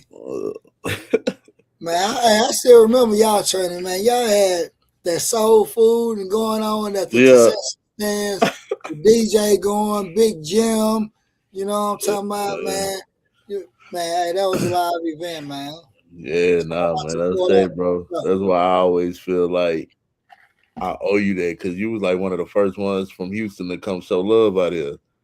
So I'm forever indebted, brother. Likewise, man. We always want to show love to the real, man. That's what Houston, a good city, bro. We got a lot to offer, and I'm not saying we just shit now, but we're a little better than what we displaying right now. And I know eventually it's gonna get back, to where it needs to be, and it's gonna be guys like y'all. It's a process. It ain't never overnight, man. So just a big shout out and recognition to y'all. Stay down for the come up, because everything y'all doing eventually it's gonna blow up, bro. I swear to God to you. You know what I'm saying? So just know when they do, I'm gonna be there to support. I don't even want the freebie. Now don't overcharge me for sure now. No. I need some of them stay down for the come up shorts that I seen. Hey, I gotta call Coach. I gotta call my plug to make sure we can produce them. But I got the next batch. I got y'all for sure. Man, so I should be getting the next batch by third. We'll put in order by Thursday. Go say the same. And when I do, I got y'all for sure. Man, I appreciate it, bro. The Nicholas kid, I just checked your profile out on Twitter. I'm gonna get with you, young fella. I see you. Yeah, he went to St. John's. Yeah, so I'm gonna get with you, young fella. Yeah, he went to St. John's. Man, anybody else got any questions for Coach Bobby before we just talk crazy basketball stuff? Man, what you did to celebrate? That's what I want to know. Oh yeah. What you do, man? Man, really, we just can't talk about it. Hey, that was the best celebration. No, so the whole home team been out. Gary been in Vegas. Coach Nettie, the other director of the Houston Raptors, he's at Bel Air now, so he haven't really been around. He's on vacation with his family. We just getting back from Dallas. Some of the parents, we will go out, but after that long weekend, we haven't figured it out. But we said that we go to Dallas this weekend, we definitely gonna go out and have drinks. But I'm just waiting on the home team. When everybody get back, it'll probably be after the season. Once everybody come back from Peace Jam, man, we kick it, go out somewhere. And do that. What the Wayne we not going out. We going to Florida. what yeah, what we used to say. Probably like, huh? Gangsters don't die, they go to Miami. We going to Miami, bro. Hey, I'm gonna need some of that shot 30 clock money to go to Miami, man. Y'all on a different budget, man. We on that baby shit over here. Wait, Oh, hold man. on. Okay, now I'm about to tell some Raptor secrets. So me, Real, and T Foley and Bobby are all in Miami for 72 hours. I see T Foley for a max of 3 hours, and we ate lunch that day, right? Never saw him after lunch. Me, BJ, Larry, Bobby, we go jet Is this skiing. live? Yes, we go jet skiing. We are like literally jet skiing in the middle of Miami. We're having the best time in the world. And then like Bobby and Real go they separate ways. I'm I know exactly what I did. I went and watched the Boozers play fall ball in high school that weekend. That was the last time we went on a vacation. The Boozers was in the ninth grade. We went to Miami. I went and watched them playing fall ball. Bobby and them had fun. I seen T Foley for about 3 hours on a 72-hour Phillies trip. We don't really get no time to have a vacay. And before that, it was Vegas. So we're Bobby going had his back to kids. I Miami. had my kids with me, man. Don't put me in that old. I had my kids. That's I right, was Bobby. Put the in disclaimer. Larry, I had Larry. Yeah, Larry, BJ, what's wrong with that, brother? We went and read the Bible in the hotel room. Shit, ate some bologna sandwiches. Archie want to know: have you found a work/life balance with AAU? And if so, he know a lot of people are sacrificing a whole lot for AAU with relationships, money, jobs, etc. And I know you could definitely speak to this, man. Archie, look at my hair, Archie. I used to have a long Southside fade. I used to have a wife. I used to have a life. I used to have a bank account. My car used to smell like a car and not gym. But I haven't figured out, to be honest, through the grace of God, just the people around me, my supporting cast. They know that this is my way to give back, and I just, try to give back as much as possible, I guess, so I don't get in trouble. I don't really know. But I never know, like, why I started this from my homeboy, Dominic Owens. Shout out to my boy, Dominic Owens. His daddy started the Raptors, and it was really just giving back to him something he wanted to do. But a situation happened where, he had to go sit down for a minute, and it was still something that meant to me because I played for the Raptors. This Young played for the Raptors. Joe Thompson, Jeremy Johnson, Dante Stiggins, so many guys that went to play Division I ball, professional ball, played for the Raptors. Vince Young played in the NFL, so it was definitely some history there for me to keep it going. And I didn't have nothing going on with my life. Shit, I didn't graduate high school, graduated college 10 years later. So I was just graduated. Well, I just started teaching, and it was like one of my first checks. I wanted to help my homeboy kind of figure some shit out, because he was trying to, get his life together, get on the right track. And since then, it's just something we just kept going, through the blessings of Michael Owens, Jared Owens, Veronica Owens, Marsha Owens. All the Owens really kind of helped mold me to the man I am. They family was my second family. My mom worked all night. She used to get off at 3 a.m. in the morning. Man, I was doing all kind of stuff, and they made sure I stayed level-headed, had somewhere to stay, fed me, things like that. My brother in college.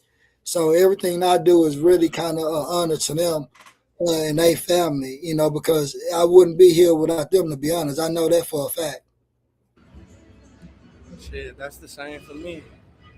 If it wasn't for Nettie and Bobby and letting me tag along, cause I know I wasn't living the right life out here.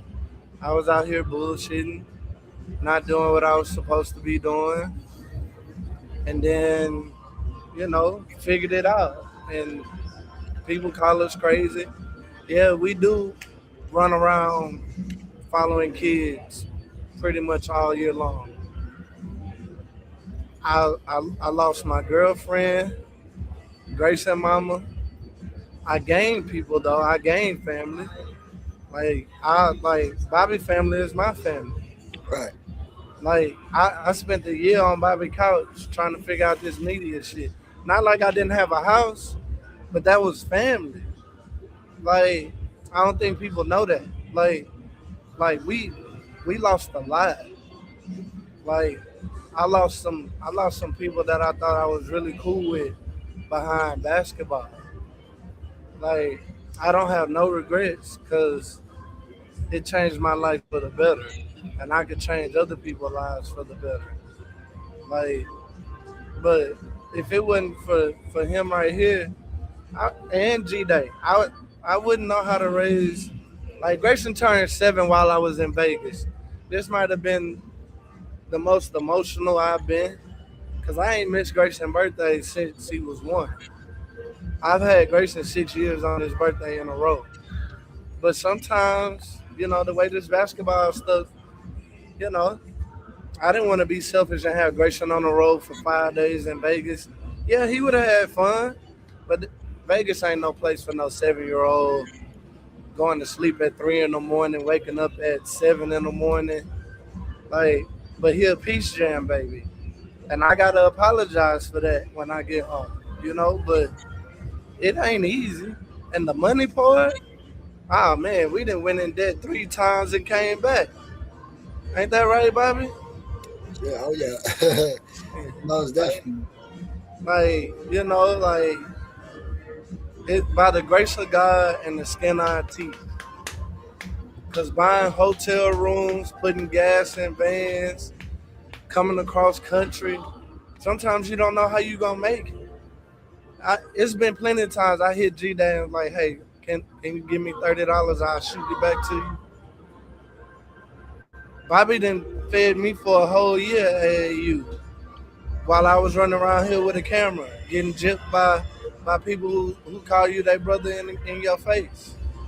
So it be like that. Like we don't complain. That's why we so passionate. That's why we be talking the way we be talking because we done seen the ups and downs. We done seen the crooks. We done seen the hooks. We done seen it all.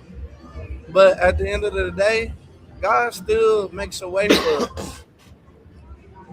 Even though we don't go to church, because we be in the gym with y'all kids on Sunday. Like, I got sickle cell, but I ain't been in the hospital in 2 years. That ain't me. I know that's baby Jesus and my grandmother praying every day. But it's a love for the game that most people don't have. And that's why we don't hang out with most people. Yes, sir, for real. Um, man, y'all boys got deep. My bad, dog. My bad. No. You good. You good. You My good. You bad. good. Hey, that was a good question though, man, because It was a most good people question. don't find balance. Like I still haven't been able to find that balance, in this shit. I don't think nobody that love it will, because It's it's hard. it's not enough time in the day, for you to do everything you need to do. Yeah. Man. No. I appreciate y'all for going down that road. It took me a minute. I had to catch myself, man. Cause only a select few of y'all like truly know like my life story. And that's not something I ain't sharing with everybody. Um, but I was the grimiest of grimiest. I just say that. So I definitely know and understand, and that's why it's easy to build relationships when I moved here with a Bobby. Because to me, that was just like, oh, this the same dude who grew up around the corner from me, and I ain't even from here, but that's just how it felt. And so it was easy, and that's why little Jeff fit in so well. And he was like, "Oh, this feel like home." Like, Yeah. but with that being said, man, once again, congratulations. Salute to you and your program. I'm always gonna send kids. Always. We need I'm always gonna Yeah, I'm always gonna do my part, send players. So that's one thing. Parents and people who watching, a lot of programs will tell you, "Hey man, G Day the one who he be sending kids." I do, dog. When people ask, I tell them where to go. A lot of people don't listen though, but the ones who do, they be like, "Oh, thank you for sending me to Coach Bobby, man. Hey, thank you for sending me here. This is was a perfect fit. If I'm around it and I kind of know people's mannerisms, how they coach, how their practices look, what it's going to take for your kid or whatever kid it is, what they really need, that's going to kind of push them. I must direct you, but y'all gotta listen, man. When I direct, it be good. When y'all go do your own thing, and I'll be coming on here talking about don't ask me again for no advice. Then y'all hit me in July talking about, man, you know where we could play, man. I told you where to go play in March, but you ain't want to listen. And I know Doug be the same way. Because we've had several conversations of a parent will come ask me, and I'll tell them. They'll go ask Doug, and he basically tell them the same program, and then they go somewhere else. Then they come back and ask me, hey, where should I go? Then they go ask Doug, and Doug, like, man, did so-and-so call you? I'll be like, yeah, man. Hey, But yeah, man.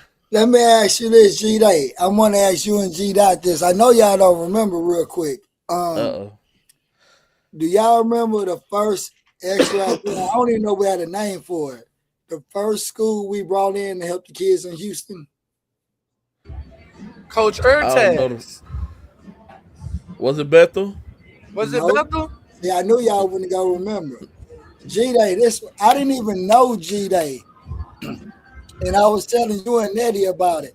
G Day, remember you hit me on social media and you like, man, I've been here, boom, boom, boom, from Chi-Town and whatever the case be. I'm like, hey man, look, I got this school, might not even say the name of it, but it's in Mississippi. I don't remember, dog. I ain't gonna lie. Yeah. It's in Mississippi. It was a Division I. That's all I'm gonna say. So they came, Division I came. I'm gonna tell you how strategic we was at the time. We knew they was gonna hate that it was us doing it and being media. Mm-hmm. I had a teacher that's a different culture come and act like he was extra media. The kids, I'm gonna tell you, the teacher that came worked at my school. Some of the players there went to my school. They was just so excited that it was a different culture, media bringing a Division I to their workout. They didn't even recognize the dude was a teacher they already knew.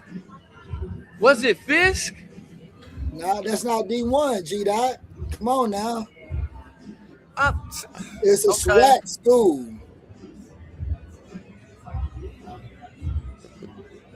It was at Alcorn State? You getting close, but no. Mississippi Valley. There you go. Mississippi Valley. You remember that, G-Dot? I do. I remember now. Yeah. So I don't want to get into too much detail because we was in the game before, you know what I'm saying? We was doing shit that. Yes, no, I remember that now. Right. Them coaches ain't there no more. That's why we could talk. Yeah. You know I remember. Hey, man. But you know why I don't know? Because I was so nervous out here trying to do the interviews at the end. Right. I remember. Y'all, Archie was there. Actually, Archie might have some of the footage. Archie was there. Shout out to Archie. Square business. But that was the first thing we did to help the kids. And some of them kids got on the radar with that school. It was crazy, bro. We didn't know. Because when G-Dot was like, man, I'm a scout from Chicago, I say, G-Dot, we need this joker. We don't know what this man got experience. He said, ain't nobody here, really know nobody here. Man, I hit G-Dot hit back. Boy, we thought we was the biggest motherfucker. We thought we was the biggest guys in the world, man.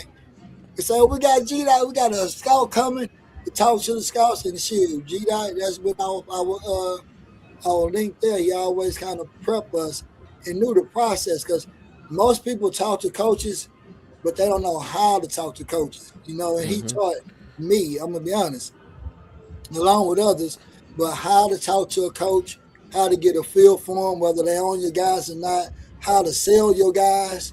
You can't just put all this icing on the cake and all that that BS. You know what I'm saying? I remember all this, bro. You know, because Man, what was the one kid where we was all on the phone? I'm like, man, this I already know what kid you're is talking about. he killing me, dog. The coach called. Matt, the coach was pissed off at me. I'm like, hold on, coach, man, let me find out. Coach, Man, he's like, it's man, he ain't showing coach no interest, man. Blowing him off. I say, man, I forgot. G, they say, man, can't do that. I say, bro, what are you doing, young man? We had to give him a whole man, manual, man. That's when we figured out kids need media training. Right. yeah, because they don't know how to talk to coaches. Uh, They still don't to this day, dog. No, they don't. They still don't. Man, Doug, I know you can't disclose, but what program did the kid who had the crazy email? What program did he play for? Oh, TJ Ford. That's crazy, dog. You can't put fake emails in a media packet for coaches to contact you, dog. This is current, Bobby. Like this happened this weekend. This weekend, bro. Dookie Booty 1099 at hotmail.com. Yes, that's his email. Dookie Booty something that yes. Oh, come on, man. Bro, it was so embarrassing, bro, because like everybody know that I cover the Houston area. So I'm walking, going like I forgot I was going to do something. He's like, Doug, come see. Is this real? I looked, I was like, bro. I just shook my head, dog.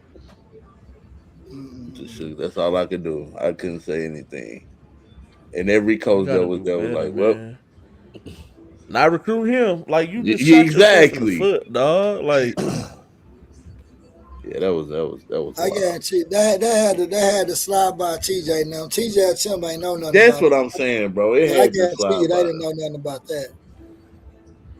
Well, the email don't come up until you BABCA. So usually, if the coaches really don't gotta monitor that. Yeah. The kids and the parents do that, right? Right. And then once they get the roster, it come in a printout, and then that's when the coaches finally. But yeah. Well, I hope they make that brother change it, dog. Tim and TJ didn't fall for the okie doke. They didn't even know. That was crazy. That young man is nuts, dog. God, they showed another one with dude email was naughty 69 cowgirl.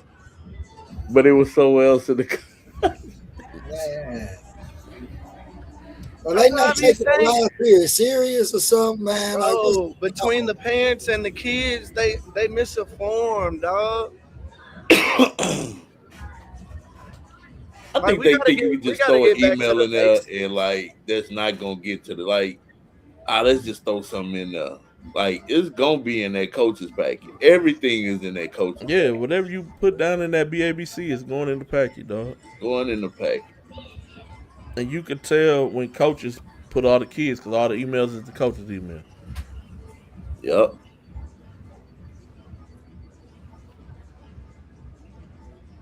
Yeah, that was I don't know. We gotta do better, man. Shout out to JL3, all 15, 16, 17 qualifying for Peach Jam, man. Definitely want to shout them out, man. Hope y'all bring back some hardwood. Shout out once again TJ 4, 15 and 16 qualifying for the championship at 3SSB. Shout out to Blue Chips for qualifying for Under Armour championships as well. Man, I want everybody in Houston to just come back with some hardwood, man. Bobby started it off, got things kicked off. Hopefully some teams can follow suit, man. Hopefully Cools can make a three-peat, man. Reese group. They're on 15, 16s. Hopefully they can win 17s. That'll be really big, historic. So hopefully they can go ahead and take care of that business as well, man. And once again, Bobby, man, congratulations to y'all, man. Appreciate it, man. Appreciate it. Shout out to the team, man. Shout out to the fellas, because Shit, I don't play no basketball, man. I don't do nothing but yell, and sit out there and rush, get the sweat off my bald head. Shout out to Coach Willie Owens for helping me, man, and the whole staff, Coach Capers, Coach Major. I know I'm gonna forget somebody, man. Bro, I feel so old, dog. Coach I Nettie, remember everybody, man. covering Keemon when he was in high school. Now he Mhm. coaches. It is insane, dog. And that's a good crazy. kid, Doug. I Oh, mean, man, been that that way, kid, bro. When yeah, he was good in kid. high school, like, Mhm. been that way. Keemon Capers. That's Yeah, crazy. Keemon was a problem, and he was a double He was. machine in high He school. oh yeah, was. Yep. yeah. See, the kids don't know that he be trying to tell them what he'll do to them, and you know what Yeah, I'm saying. nobody on that team want to see Keemon, bro. He would fry every one of y'all. Oh yeah, oh yeah. Hey, we You got know, little EJ. Well, I can't call him little EJ, big little EJ on the show. Come I on saw now, you man. putting in work out there, young fella at Under Armour, man. Go finish the summer strong, dog. hmm. Yep. Go Yep. finish the Finish summer up strong, strong. man. Yeah, but no, Bobby done had some good bigs, man. Bunky, Yeah, he was another Bunky one. Yeah, yeah. Change Bunky around, man. changed his Justin Blunt, life. dog. A lot of people don't even talk about Justin, but I remember Justin was a high head, dog. And next thing Just I know, wanted he to playing put for my ass Bobby. in Atlanta, man. Yeah. I said that's the only kid who would allow Coach Bobby who would allow somebody like Coach Bobby to coach him is Justin, dog. Mhm. But helped him out. Big Nico, I remember Big Nico used to be soft, man. Yeah, yeah. Nico Soft. Harden. Yeah. Justin played overseas in China. Shout out to Sura White. Sura White kind of helped me get the connection. So Justin Okay. been playing overseas for a few years. Of course, Bunky overseas. Shout out to Mm-hmm. Jerome Bracy. Coach Rome, if people don't know, um, this little Mississippi country joker got some connects. He helped a lot of our kids play professionally because his relative is an agent, Okay. which a lot of people don't know.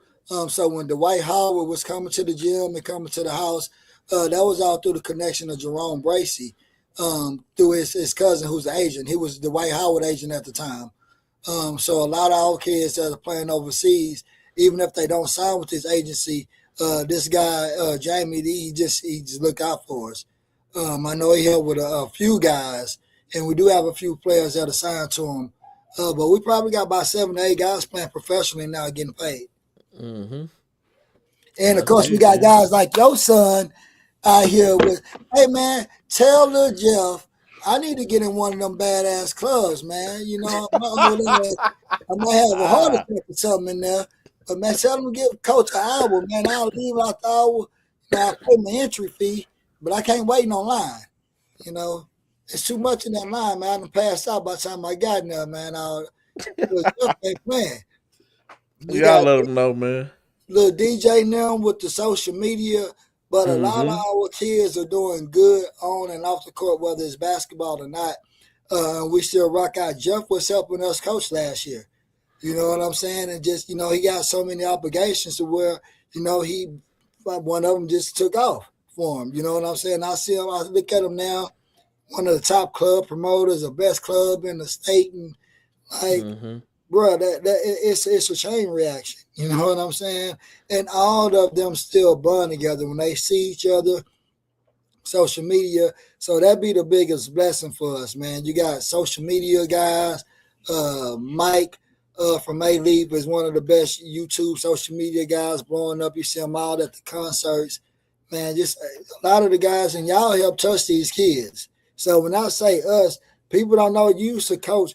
Jeffrey, they help structure practices. Like I learned from so many of these guys that they come and coach Bobby this and that.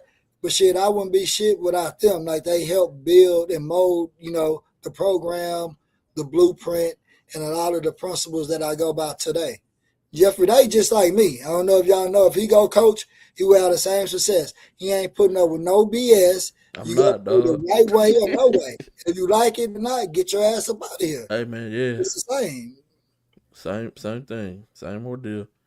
But yeah, man. I was happy that you let little coach up, but I was praying for y'all too, man. So I'm like, man, he's just gonna be cussing these little kids out, man. And they gonna be looking at him like, man, you ain't that much older than us.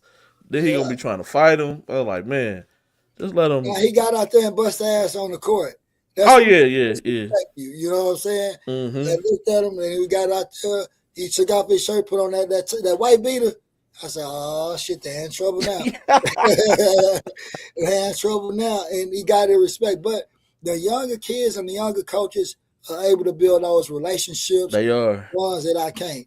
The shit that Coach Capers do with these kids, we don't win the championship without him. Like, they love this guy. They don't love me.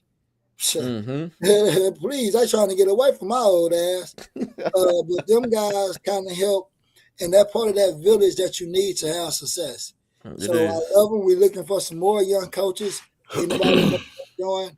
Man, holler at them Raptors, man. Them G1 champs. Yes, sir, man. Yeah, I'm gonna talk. Cause Juice was talking to Jeff the other day. I'm gonna try to get them to come back and coach a little bit together, man. I think that'll be big. The kids get to see Juice, man, and then he get out there and bust a couple of them kids' heads. Oh yeah, real, man. Oh yeah. You done had some players, man, that done came through, man.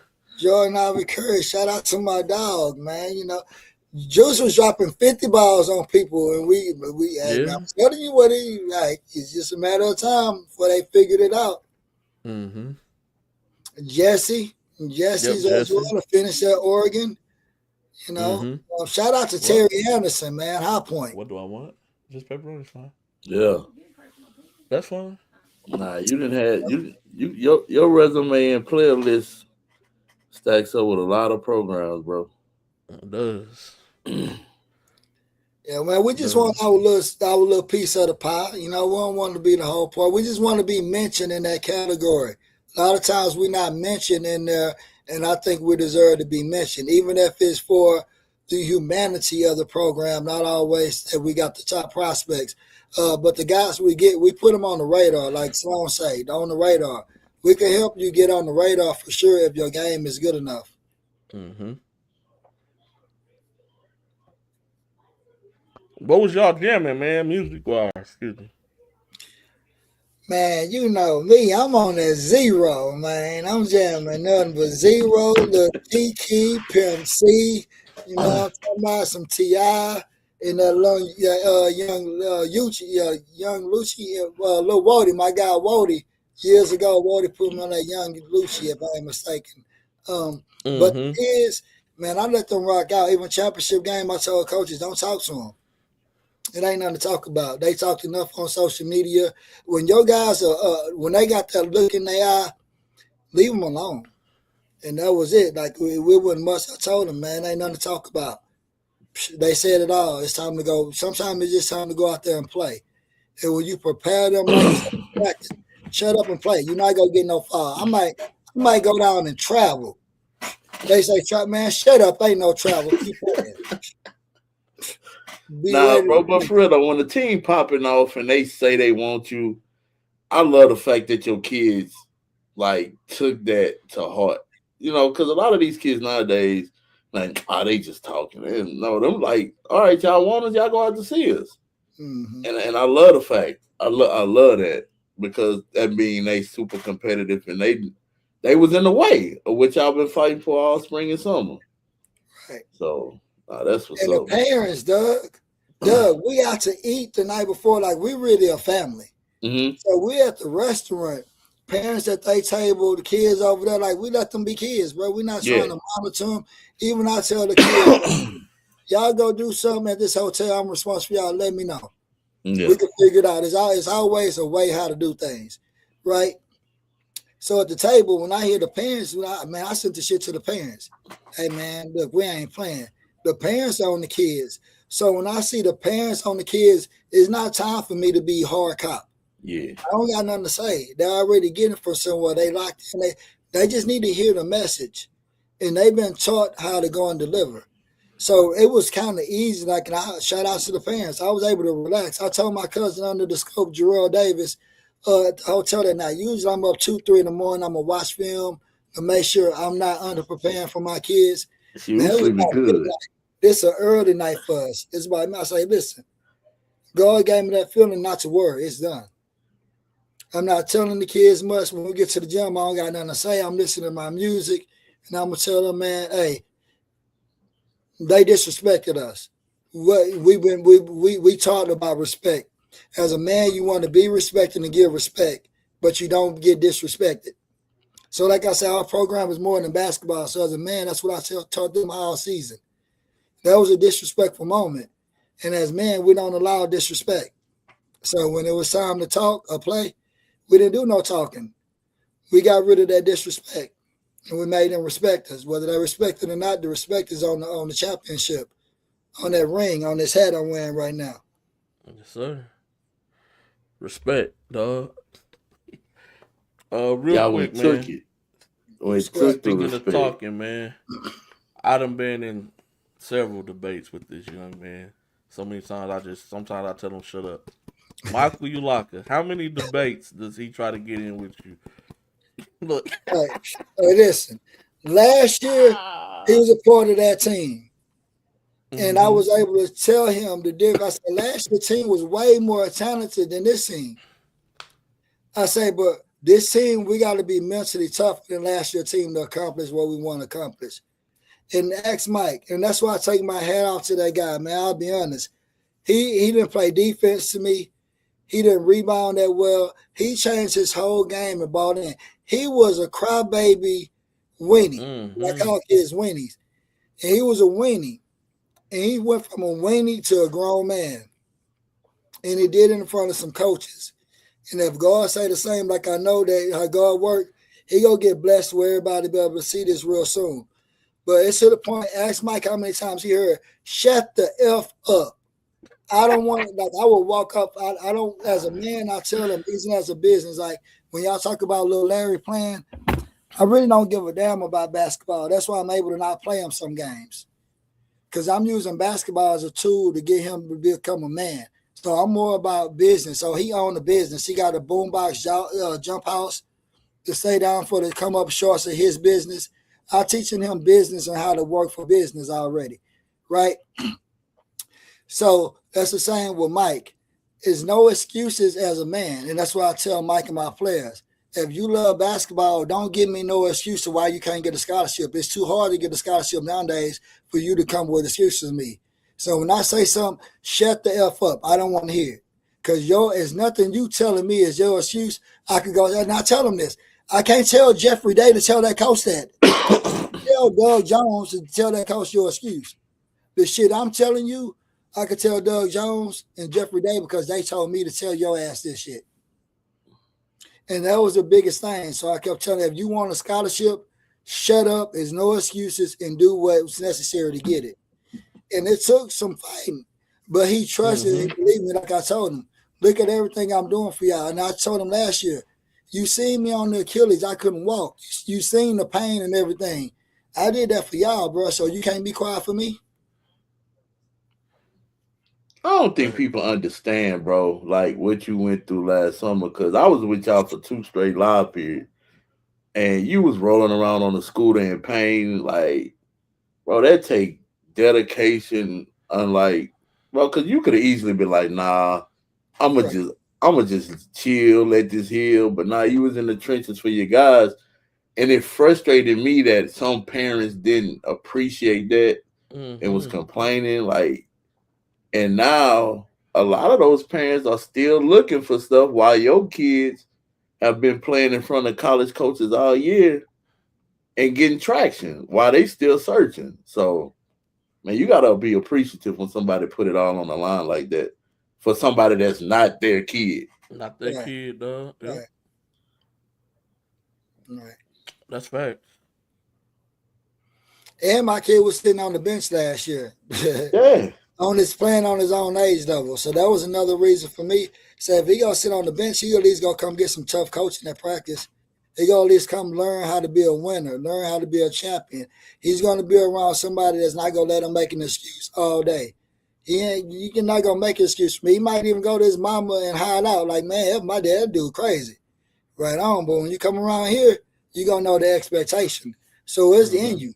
So whenever you need to pull from it in life, you're going to be able to pull from it because daddy, your parents, and the supporting cast, everybody around him, from all family members, help him believe in that. Because when they're around me, they already know, man, I'm only going one way with all my kids, the hard way, old school. I can't adapt to this new school. I like it, but that's not my blueprint.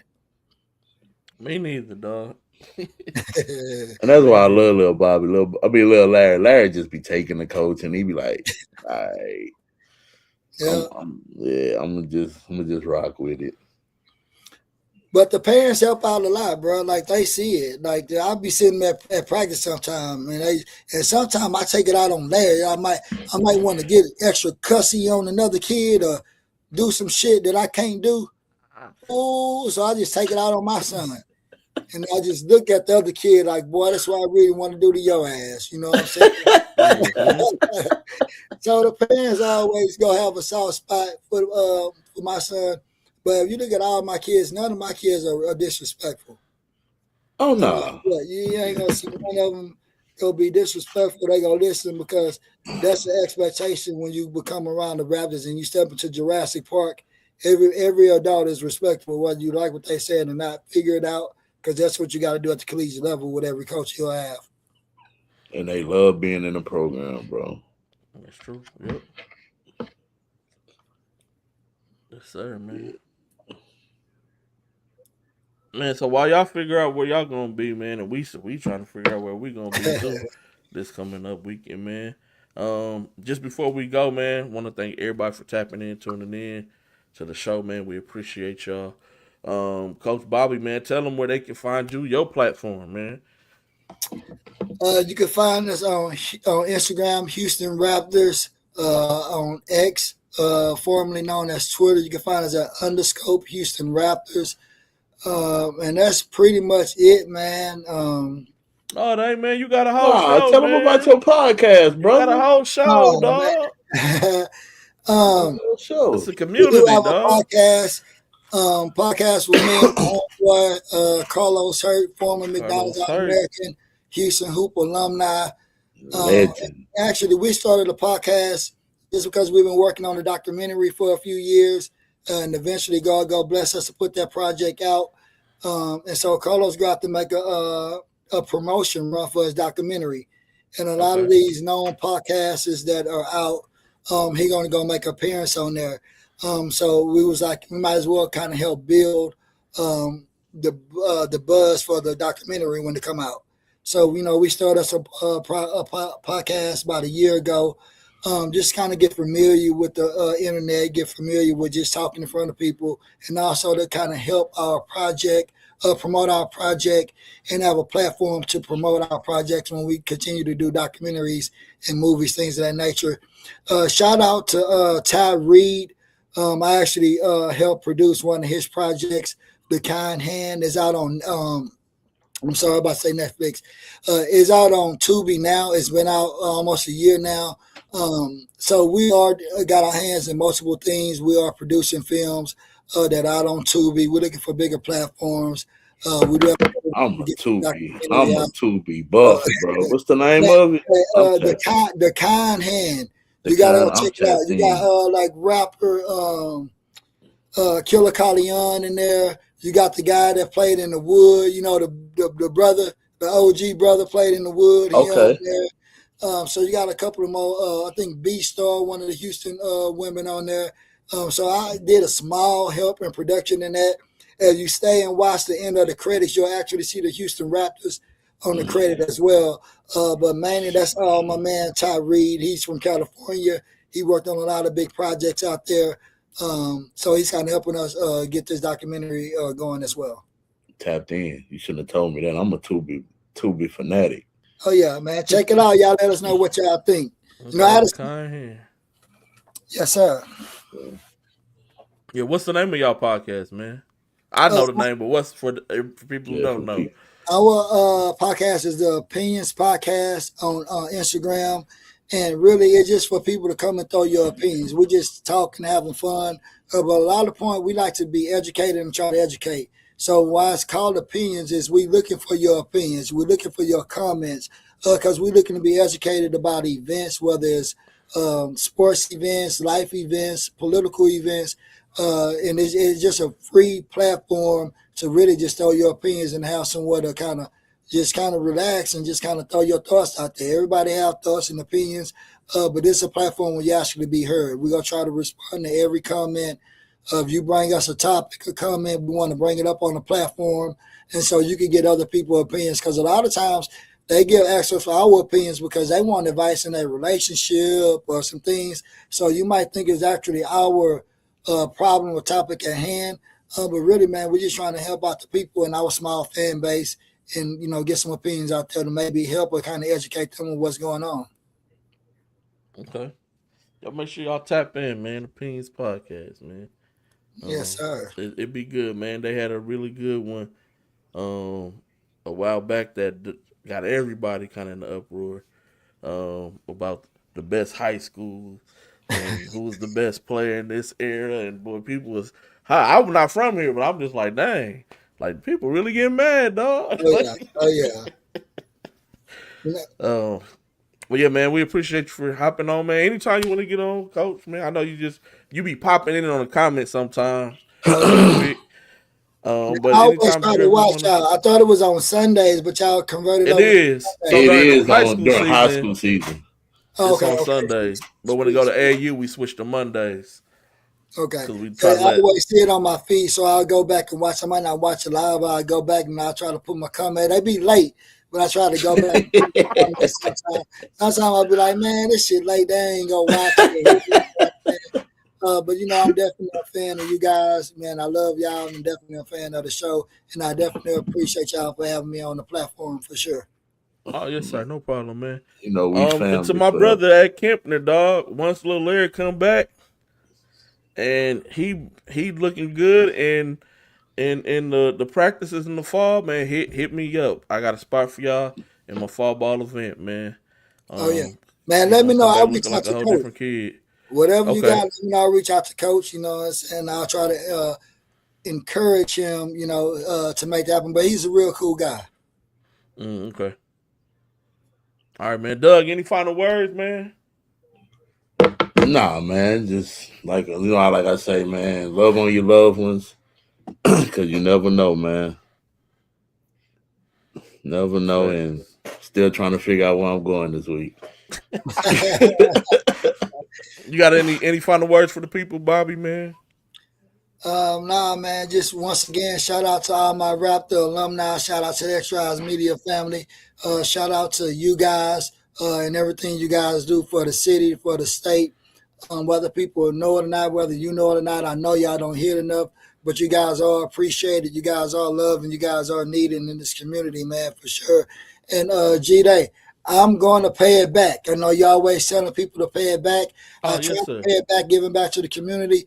I'm gonna pay it back. Now I can't be no big baller like you and just pay pay for the customer behind me, but I'm gonna pay it back to my girlfriend because I know exactly what she likes to eat, and that's something. Take her out, dog. Yeah, that's a good one. That's a good one. But yeah, definitely, man. Pay it forward, man. You just never know who's going through what. It ain't got to be financially. It could be kind words. Somebody could just be going through a rough patch in life, man. You just never know. So always be kind to others, man. And we appreciate y'all for tapping in once again. Make sure y'all hit that share button. And we will see y'all for the final show next Monday. After that, we on a break until September because high school basketball is about to start back up. And I know that's Doug's favorite time of the year. I know he's excited, man. Hell yeah. Yeah, real quick, man, before we go. Is there any way that you can help A-Leaf ISD host a varsity tournament? Me? Yeah. You. Of course. Okay. But listen. The athletic director came to me personally a few years ago and said, they kind of know what I'm doing. And she gave me, I would say like the approval to throw tournaments in A-Leaf if we do it the right way. Mm-hmm. Y'all know me. I don't just jump on anything if it's not right. if y'all want to sit down and do it the right way, we could go have a meeting with her and get it done. But I'm not G-Day. You know, even when we did the Club City Clash, you were a big part of that. I'm not just going to do something because I got the resource and burn the resource. It got to be done the right way. And I know y'all could help do it and structure it the right way. We could get the gyms. We just got to go in there with a blueprint with them and we'll be good. We got the proof. But as long as we got our X's and O's, which I know y'all capable of doing, and I can play my small role and help making it a successful event, that's something that can be done. Yeah, I think it'll be good for the community, and also a good way for you to, as part of your giving back, not just through the Raptors. Like, hey, look, I done came through A-Leaf. I'm working in A-Leaf. Like, I'm A-Leaf, dog. Like, I'm H. let me help y'all. Like, oh man, come on, man. But yeah, I think that'll be really big, and that would kind of help even motivate kids, dog. Like, give them something to look forward to. Like, sometimes they don't play a lot of games. Like, what brought that up was earlier when you had hit us up about getting on the show. I was looking up everybody's last year's records, and I was like, man, a lot of these A schools, they didn't even play as many games as the other high schools. Right. But I get it, like budget cuts. It's hard to travel here, and here. And I was like, man, if they did their own thing, you could add an extra 3-4 games to the season. And so, hey man, don't be talking too much and giving away our idea, man. Oh, my bad. Let's go sit down with them people and make this happen. Yeah, no, we're gonna have Nettie make that pasta, man. It's gonna be on and popping, dog. That's the best pasta I ever had in my life. Baby ass Nettie. We definitely can make that happen, though, G-Dot, for real. We just sit down, but that's definitely something that could be done. I'm not gonna say it's gonna be one sit down, but it's definitely a sit down. It'll be a time, yeah. Sure. But yeah, man. Until the next time, we gone, and that's the game.